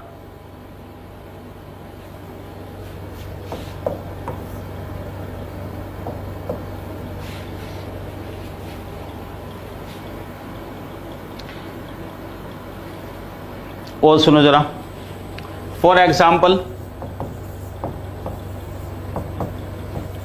R = 2 ohm, current is 3 ampere. What is the voltage drop? 6 volt. ये ओम, ये एम्पियर, ये वोल्ट, वोल्टेज कितना, 6 वोल्ट।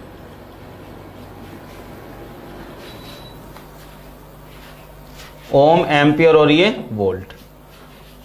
तो सवाल यह है, जैसे कि यहां करंट फ्लो हो रही,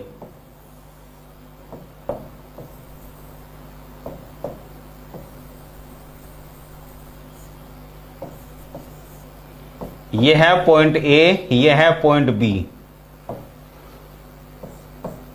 यह current 3 ampere, 3 ampere, potential difference है 6 वोल्ट, करंट प्लस से माइनस की तरफ। तो वोल्टेज ड्रॉप या potential difference between A and B कितना आ गया, यह आ गया 6 वोल्ट।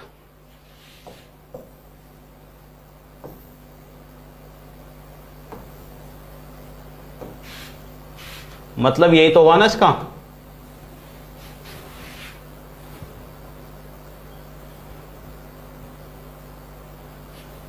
इन दोनों पॉइंट के बीच कितना है, 6 वोल्ट। करंट प्लस से माइनस, प्लस और माइनस का मतलब समझो, देखिए ध्यान से, इसका मतलब है हाई, इसका मीनिंग है लो। ए का वोल्टेज, ए का पोटेंशियल बी से कितना ज्यादा है, 6। जैसे मैंने आपको शुरू में कहा था, शायद ध्यान हो आपके टर्म अभी वो, हाँ भाई क्या बताया था मैंने आपको, हमेशा पोटेंशियल डिफरेंस डिफाइन होता है पोटेंशियल किसी एक पॉइंट पर नहीं। किसी एक पॉइंट पे पोटेंशियल कितना होगा वो डिफाइन नहीं होता, बल्कि डिफाइन होता है डिफरेंस कितना है दोनों के बीच। क्यों नहीं डिफाइन है ए एंड बी, खुद देख लो भाई साथ में। भाई यहां को देखकर हम ये तो बता सकते हैं कि डिफरेंस जो है इनमें 6 वोल्ट का आ रहा है, कि डिफरेंस यहां 6 वोल्ट का है। लेकिन अगर आप कहो अलग अलग वी ए वी बी कितना है, वो कोई नहीं बता सकता। अलग अलग VA VB कितना है वो हम नहीं बता सकते। क्यों? इसको आप ऐसे मान सकते हो,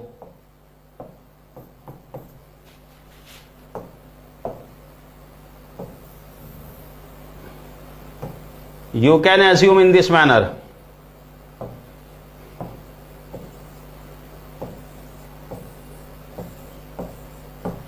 कि VA को 8 वोल्ट और VB को 2 volt. We can assume in this manner. या फिर अलग अलग पोटेंशियल डिफाइन ही नहीं है, कुछ भी एज्यूम कर लो।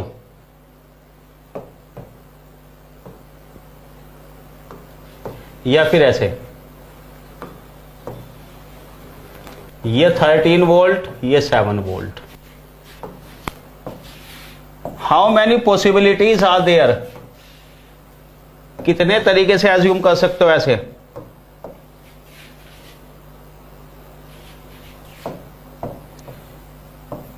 ऐसे भी मान सकते हो कि एक को पॉजिटिव और एक को नेगेटिव, 1 + 4 और ये -2।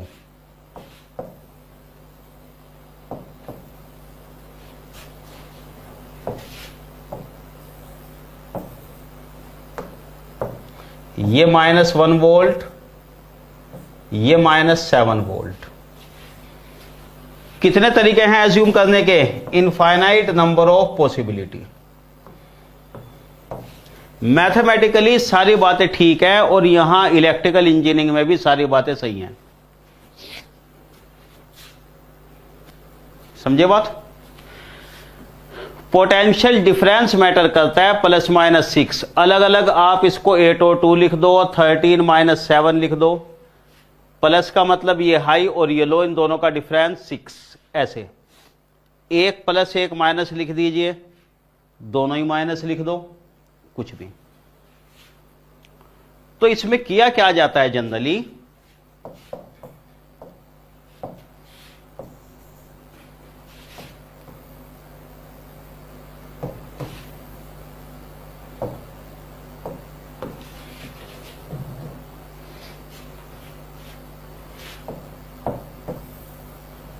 ऐसे भी कर लिया जाता है कि किसी एक को 0 मान लें और किसी एक को 6 मान लें।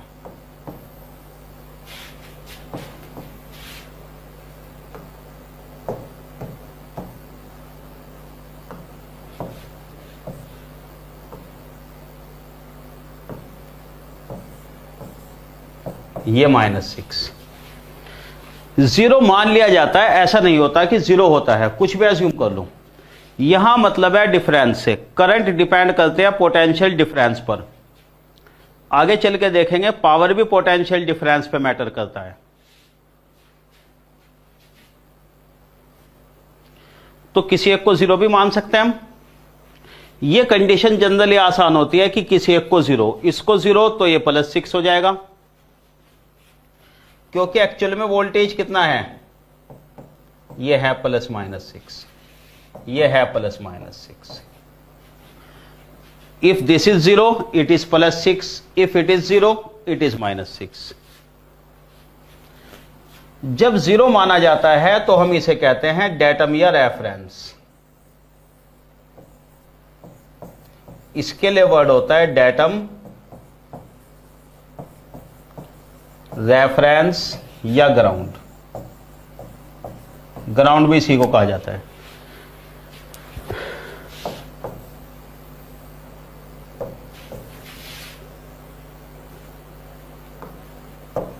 ये वाला डेटम, रेफरेंस और ग्राउंड।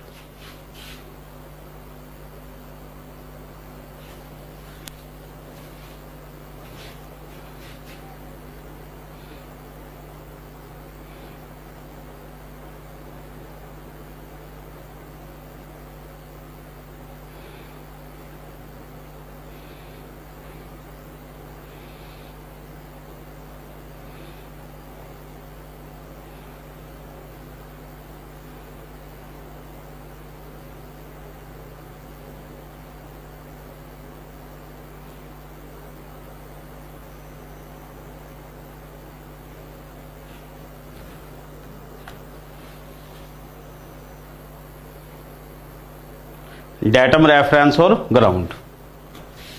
समझे बात? तो चलिए खैर, ये हमने एज्यूम कर लिया। अब आ जाओ भाई वापस यहां पर, ये करंट फ्लो हो रही, ये तो आ गया वोल्टेज। अब समझिए,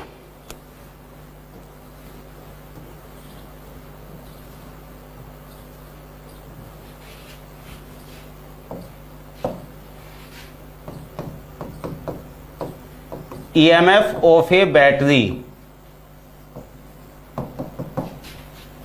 बैटरी का ईएमएफ क्या होता है?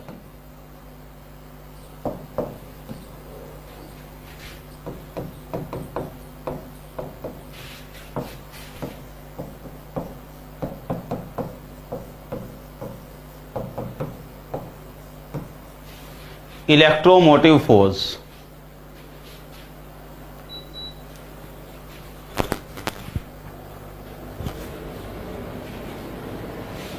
सुनिए जरा,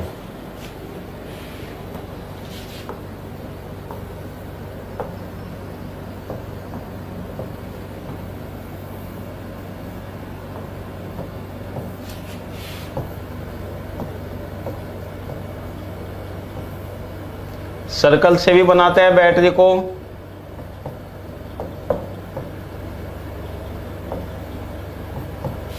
ये DC battery, suppose 10 volt, resistance is connected across this, 2 ohm resistor is connected. DC battery के सामने 2 ओम का रेजिस्टेंस कनेक्ट कर दिया हमने, करंट देखो कितनी आएगी भाई। ये प्लस वाला यहां कनेक्ट है, यहां भी सेम आ जाएगा, ये माइनस वाला यहां, तो V इक्वल टू 10 वोल्ट, इसे मैं लिख लेता हूं E।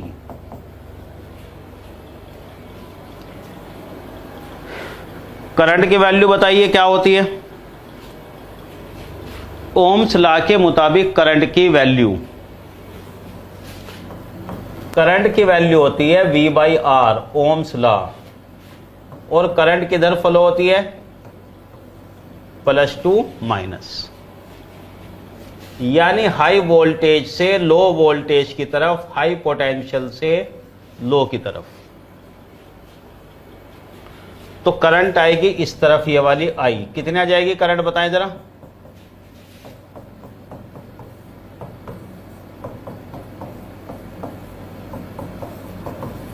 Five ampere, 5 ampere current is flowing. अब इस सर्किट को ध्यान से देखो आप जरा,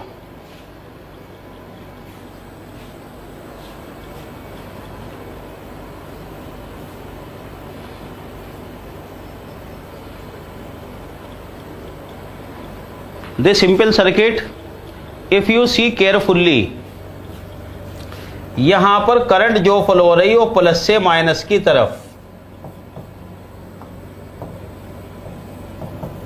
5 एम्पियर, यानी कि इलेक्ट्रॉन किधर जाएगा? Electron opposite minus two plus, minus two plus जा रहा है इलेक्ट्रॉन। रुको, पूरी बात लिख देता हूं मैं जरा। This current is 5 ampere, this current is 5 ampere, ये तो करंट की डायरेक्शन है।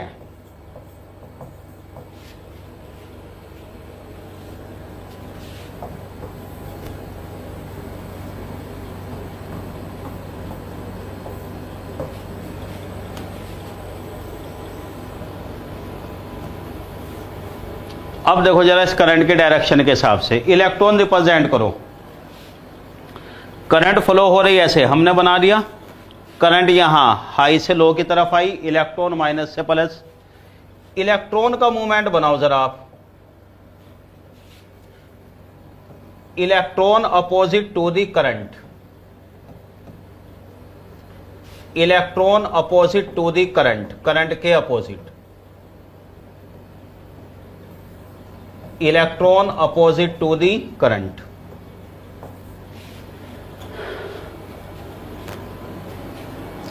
जैसे मैंने बताया 5 एम्पियर करंट, 1 सेकंड में 5 कूलम चार्ज, कितने इलेक्ट्रॉन, जैसे न्यूमेरिकल में कैलकुलेट किए थे। तो यहां से अगर आप देखो जरा एक चीज, इसमें ध्यान से देखो, बैटरी के बारे में सोचो। बैटरी में इलेक्ट्रॉन किधर फ्लो हो रहे, यहां इलेक्ट्रॉन फ्लो हो रहे प्लस से माइनस की तरफ। अपने आप तो पॉसिबल है नहीं, इलेक्ट्रॉन माइनस से प्लस की तरफ तो जाएगा ही। क्यों?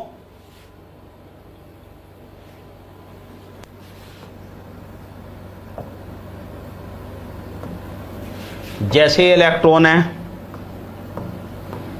यहां प्लस है यहां माइनस है, माइनस माइनस की वजह से रिपल्शन, इस पे लगेगा रिपल्शन, इधर कूलम्स लॉ, इधर लगेगा अट्रैक्शन। तो इसमें तो कोई डाउट की बात ही नहीं है कि इलेक्ट्रॉन माइनस से प्लस चला ही जाएगा। बिल्कुल ऐसे ही जैसे पानी नीचे से ऊपर की तरफ जाता है, वो तो टैंक, वो तो किस में जाता है नीचे से ऊपर की तरफ, जब पंप चला के रखते हैं हम। नेचुरली बात करो, नीचे से ऊपर तो चला गया, ऊपर से नीचे आएगा पानी हमेशा, ये अपने आप फ्लो हो रहा है। लेकिन यहां बैटरी में बताओ क्या केस है। बैटरी में देखो इलेक्ट्रॉन प्लस से माइनस की तरफ आ रहा है, अपने आप नहीं आ पाएगा। ये बताओ इलेक्ट्रॉन को अगर मुझे इस तरफ मूव कराना है, इधर की तरफ, ये तो करेगा अट्रैक्ट, अट्रैक्शन, और ये करेगा रिपल्शन। इलेक्ट्रॉन को प्लस से माइनस मूव कराने का मतलब यह है कि ये तो रिपेल कर रहा है, नेगेटिव वाले रिपेल करता है ना, इलेक्ट्रॉन खुद नेगेटिव है, ये अट्रैक्ट कर रहा। तो हमें वर्क डन करना होगा, एनर्जी देनी पड़ेगी इलेक्ट्रॉन को, यहां इलेक्ट्रॉन को एनर्जी देनी पड़ेगी। Electron must be given energy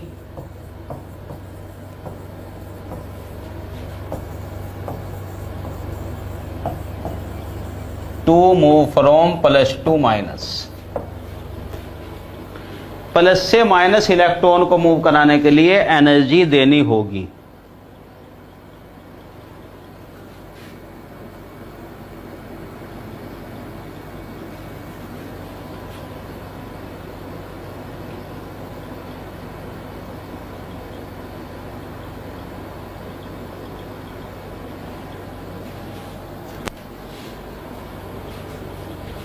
ये एनर्जी देनी पड़ेगी इलेक्ट्रॉन को।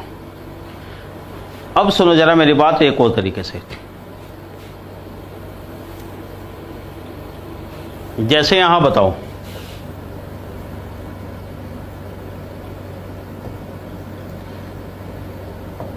सुनो जरा ऐसे, ये है ग्राउंड,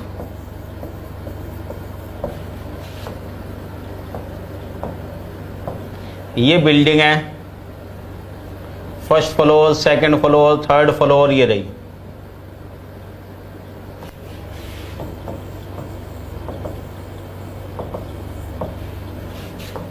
यहां पे पानी का टैंक है कोई, ये फ्लोर है, फर्स्ट, सेकंड, थर्ड, या चलो प्रॉपर कोडिंग कर दूं, ground floor, first floor, second floor, ये रहा पानी का tank.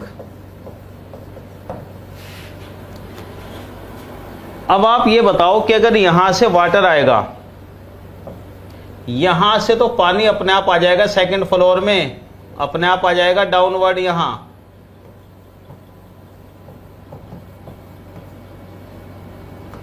Water flow upward to downward. Naturally water flow ऊपर से नीचे अपने आप आ जाता है, नेचुरल फ्लो है। लेकिन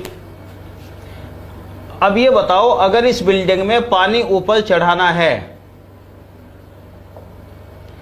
भाई अगर मुझे पानी यहां से यहां ले जाना है, वाटर को टैंक में भरना है, ये वाटर अपने आप जाएगा क्या? ये वाटर का फ्लो नीचे से ऊपर की तरफ अपने आप नहीं होगा, इसके लिए क्या करना पड़ेगा? यहां यूज करना पड़ेगा पंप, हमें वाटर पंप। वाटर पंप काम क्या करता है? ये वाटर को एनर्जी देगा।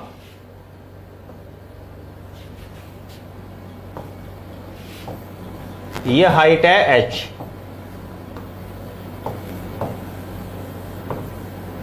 हाइट।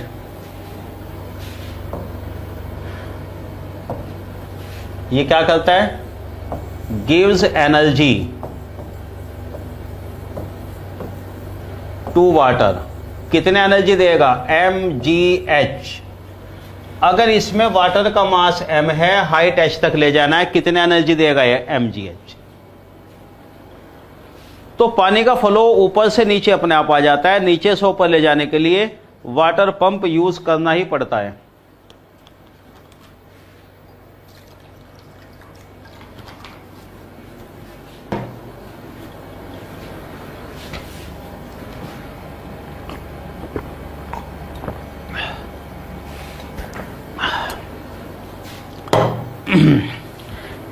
यहां पे एनर्जी देनी पड़ती है हमें। बिल्कुल इसी तरह ये है, किसके बारे में? बिल्कुल इसी तरह ये रहा, ये वाला जो हमारा सोर्स है। वाटर पंप की जगह जो एनर्जी दे रहा है ये क्या है? ये है डीसी बैटरी वाटर पंप की तरह। ये अपने आप फ्लो हो रहा है, ऐसे करंट हाई से लो की तरफ अपने आप फ्लो हो जाती है। मैं बना देता हूं यहां पे इसके एनालॉजी में।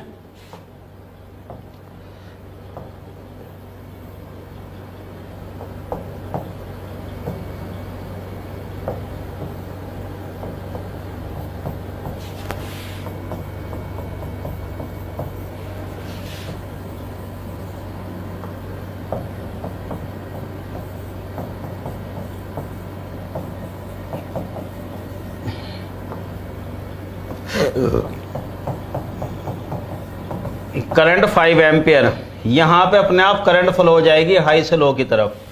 यहां पे करंट अपने आप फ्लो नहीं होगी, हमें एनर्जी देनी पड़ेगी इसको। यही कहना था मेरा इसमें बार बार। ऊपर से नीचे की तरफ करंट अपने आप फ्लो हो रही, जैसे पानी आ रहा है, नीचे से ऊपर की तरफ एनर्जी देनी पड़ेगी। यह है वाटर पंप की तरह, ऐसा हो गया। इलेक्ट्रॉन की तरह समझ लो, या फिर ये तो ईएमएफ, इसे कहते हैं इलेक्ट्रोमोटिव फोर्स। ईएमएफ का मतलब ये होता है, इलेक्ट्रोमोटिव फोर्स का मतलब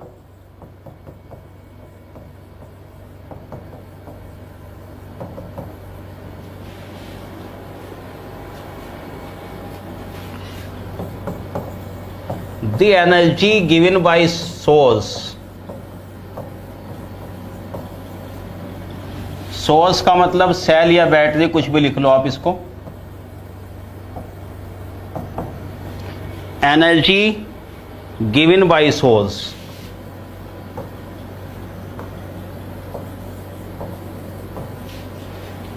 given by source for the current to flow.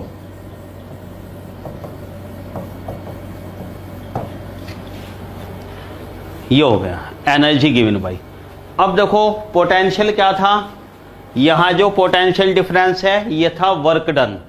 मैंने डिफाइन किया था ना, work done per unit charge. पर यूनिट चार्ज को कितना काम करना पड़ता है यहां करंट फ्लो कराने के लिए, कितनी एनर्जी देनी पड़ रही फ्लो कराने के लिए। ये हो गया वर्क डन। जैसे पानी ऊपर से नीचे आया, कितना वर्क डन हुआ? mgh। नीचे से ऊपर ले गई, कितनी एनर्जी दी गई? बस ये डिफरेंस है। एक हो गया वर्क डन से रिलेटेड, एक हो गया एनर्जी। दोनों बात तो एक ही होती है, वर्क और एनर्जी, वही चीज है इलेक्ट्रोमोटिव फोर्स। ये एनर्जी देता है और यहां वर्क डन हो जाता है अपने आप सर्किट में। जैसे यहां मैंने रिप्रेजेंट किया, इलेक्ट्रॉन माइनस से प्लस अपने आप चल रहे, यहां एनर्जी दी जाएगी, इलेक्ट्रॉन अपने आप नहीं आ सकते, प्लस से माइनस, देखो ये प्लस से माइनस ही अपने आप नहीं आएंगे। तो ईएमएफ में और पोटेंशियल डिफरेंस में समझ में आया। पोटेंशियल डिफरेंस कहीं भी वर्क डन है चार्ज को चलाने के लिए, चार्ज चलने में जो वर्क डन होता है, काम जितना किया जाता है। ईएमएफ जो एनर्जी दी जाती है वर्क डन करने के लिए, समझ गए ना आप, वो बात हो गई भाई। जैसे वही है कि ह्यूमन बॉडी के लिए समझ लो भाई, पूरे दिन जो हम काम कर रहे, चलो हमारा तो मेंटल वर्क है ज़्यादा, फिजिकल वर्क अगर समझ लो कि भाई यहाँ से उठा के वेट रख दिया, अदर मेहनत मजदूरी अगर है वो तो पोटेंशियल की तरह है कि कितना पोटेंशियल डिफरेंस आया। एनर्जी दी जा रही बॉडी को भाई, वो इनपुट उसमें, ठीक है ना, दाना पानी सब कुछ जो खाया पिया जा रहा है वो एनर्जी दी जा रही, ये वाला। ओके,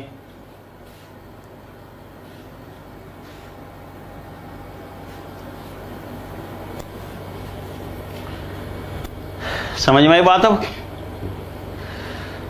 तो देखिए, खैर ये ओम्स लॉ, ये वाले बेसिक आई थिंक आपके समझ में आ गए होंगे। अब इसमें और भी कई चीजें समझानी है। केवीएल केसीएल से पहले कई चीजें और समझनी होंगी थोड़ा सा, फिर आ जाएंगे केवीएल केसीएल पे। तो खैर जो कुछ बेसिक है नेटवर्क के वो आपके समझ में आए। आज का पर्पस ये था, मैं रोकता हूं अभी, आज तो क्लास ही है, आगे नहीं बढ़ेंगे भाई। खासतौर से नॉन इलेक्ट्रिकल्स वालों को लिए थोड़ा सा बेसिक रिवाइज कराना, 12th क्लास के बेसिक जिनकी जरूरत पड़ेगी। और बस ये बताना था कि ऑब्वियसली दूसरी ब्रांच का सब्जेक्ट है, देखो डिफिकल्ट रहता है पढ़ना, इसमें कोई शक वाली बात नहीं।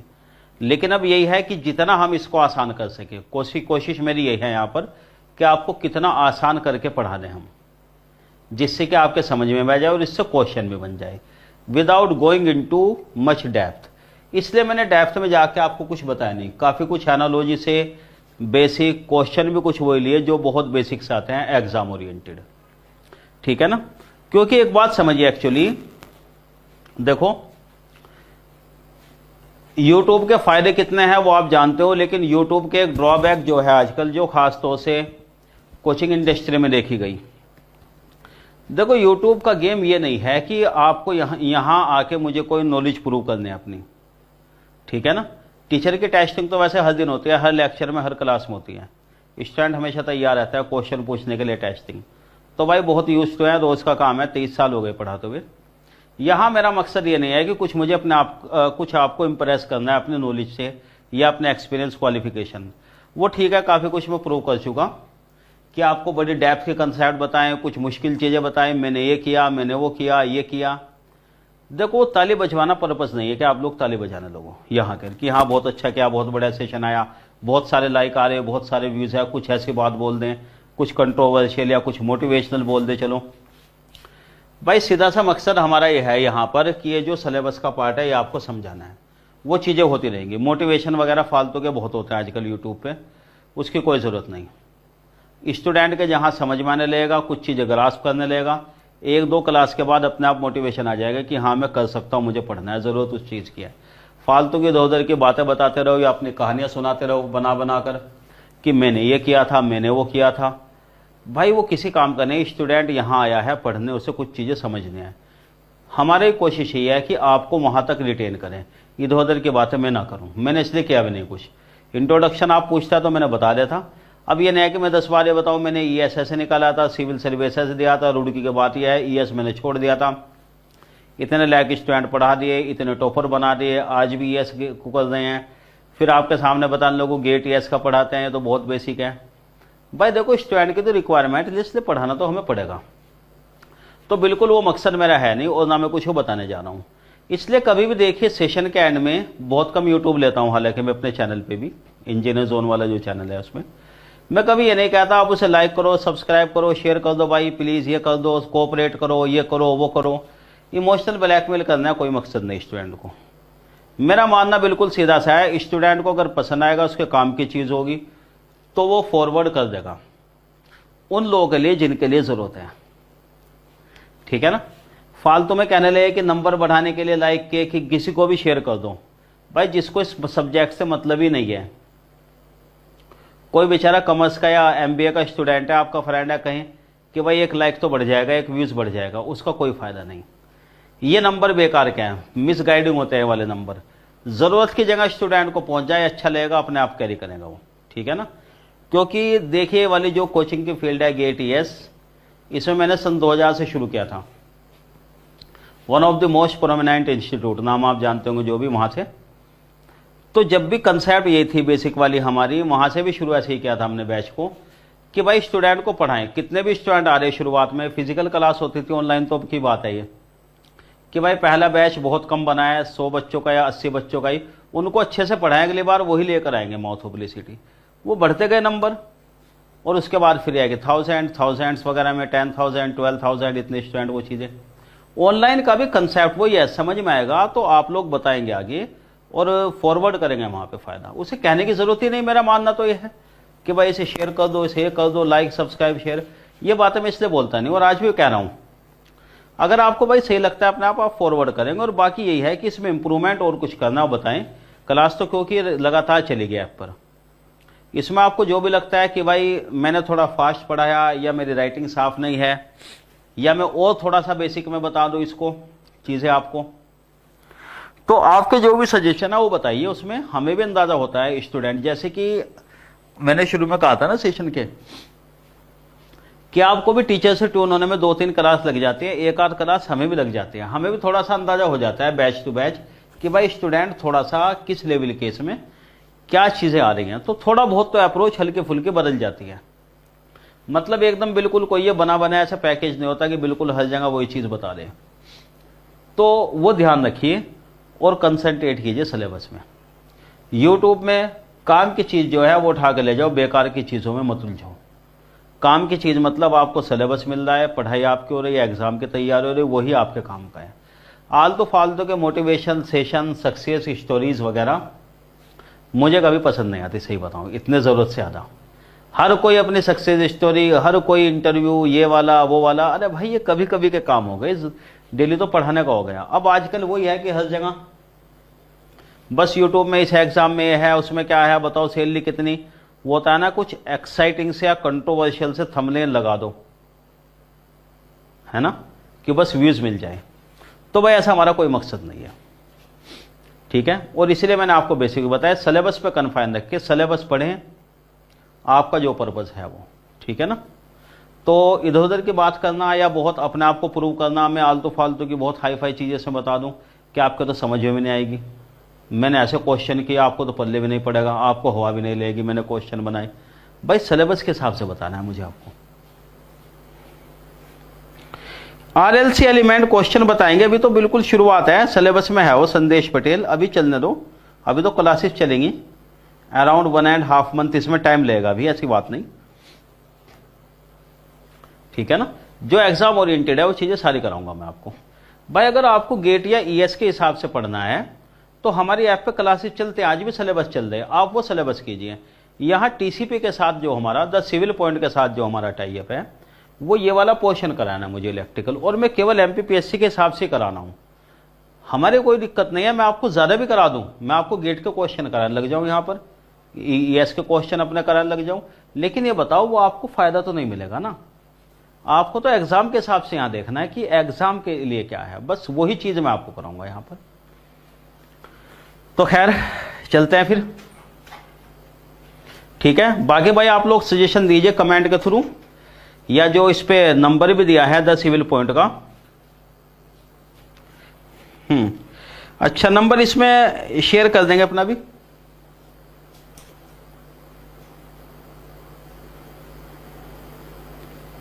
ये आ गया।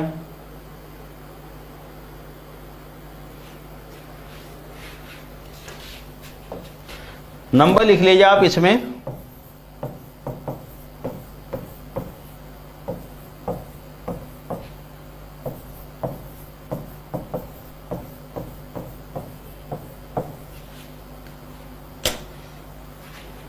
ठीक है ना।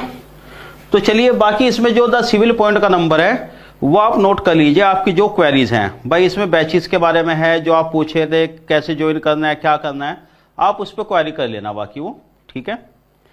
तो ठीक है, चलिए द सिविल पॉइंट के ऐप पर ये वाली क्लास मिलेगा आपको, इसमें कराएंगे आपको, ठीक है, ओके।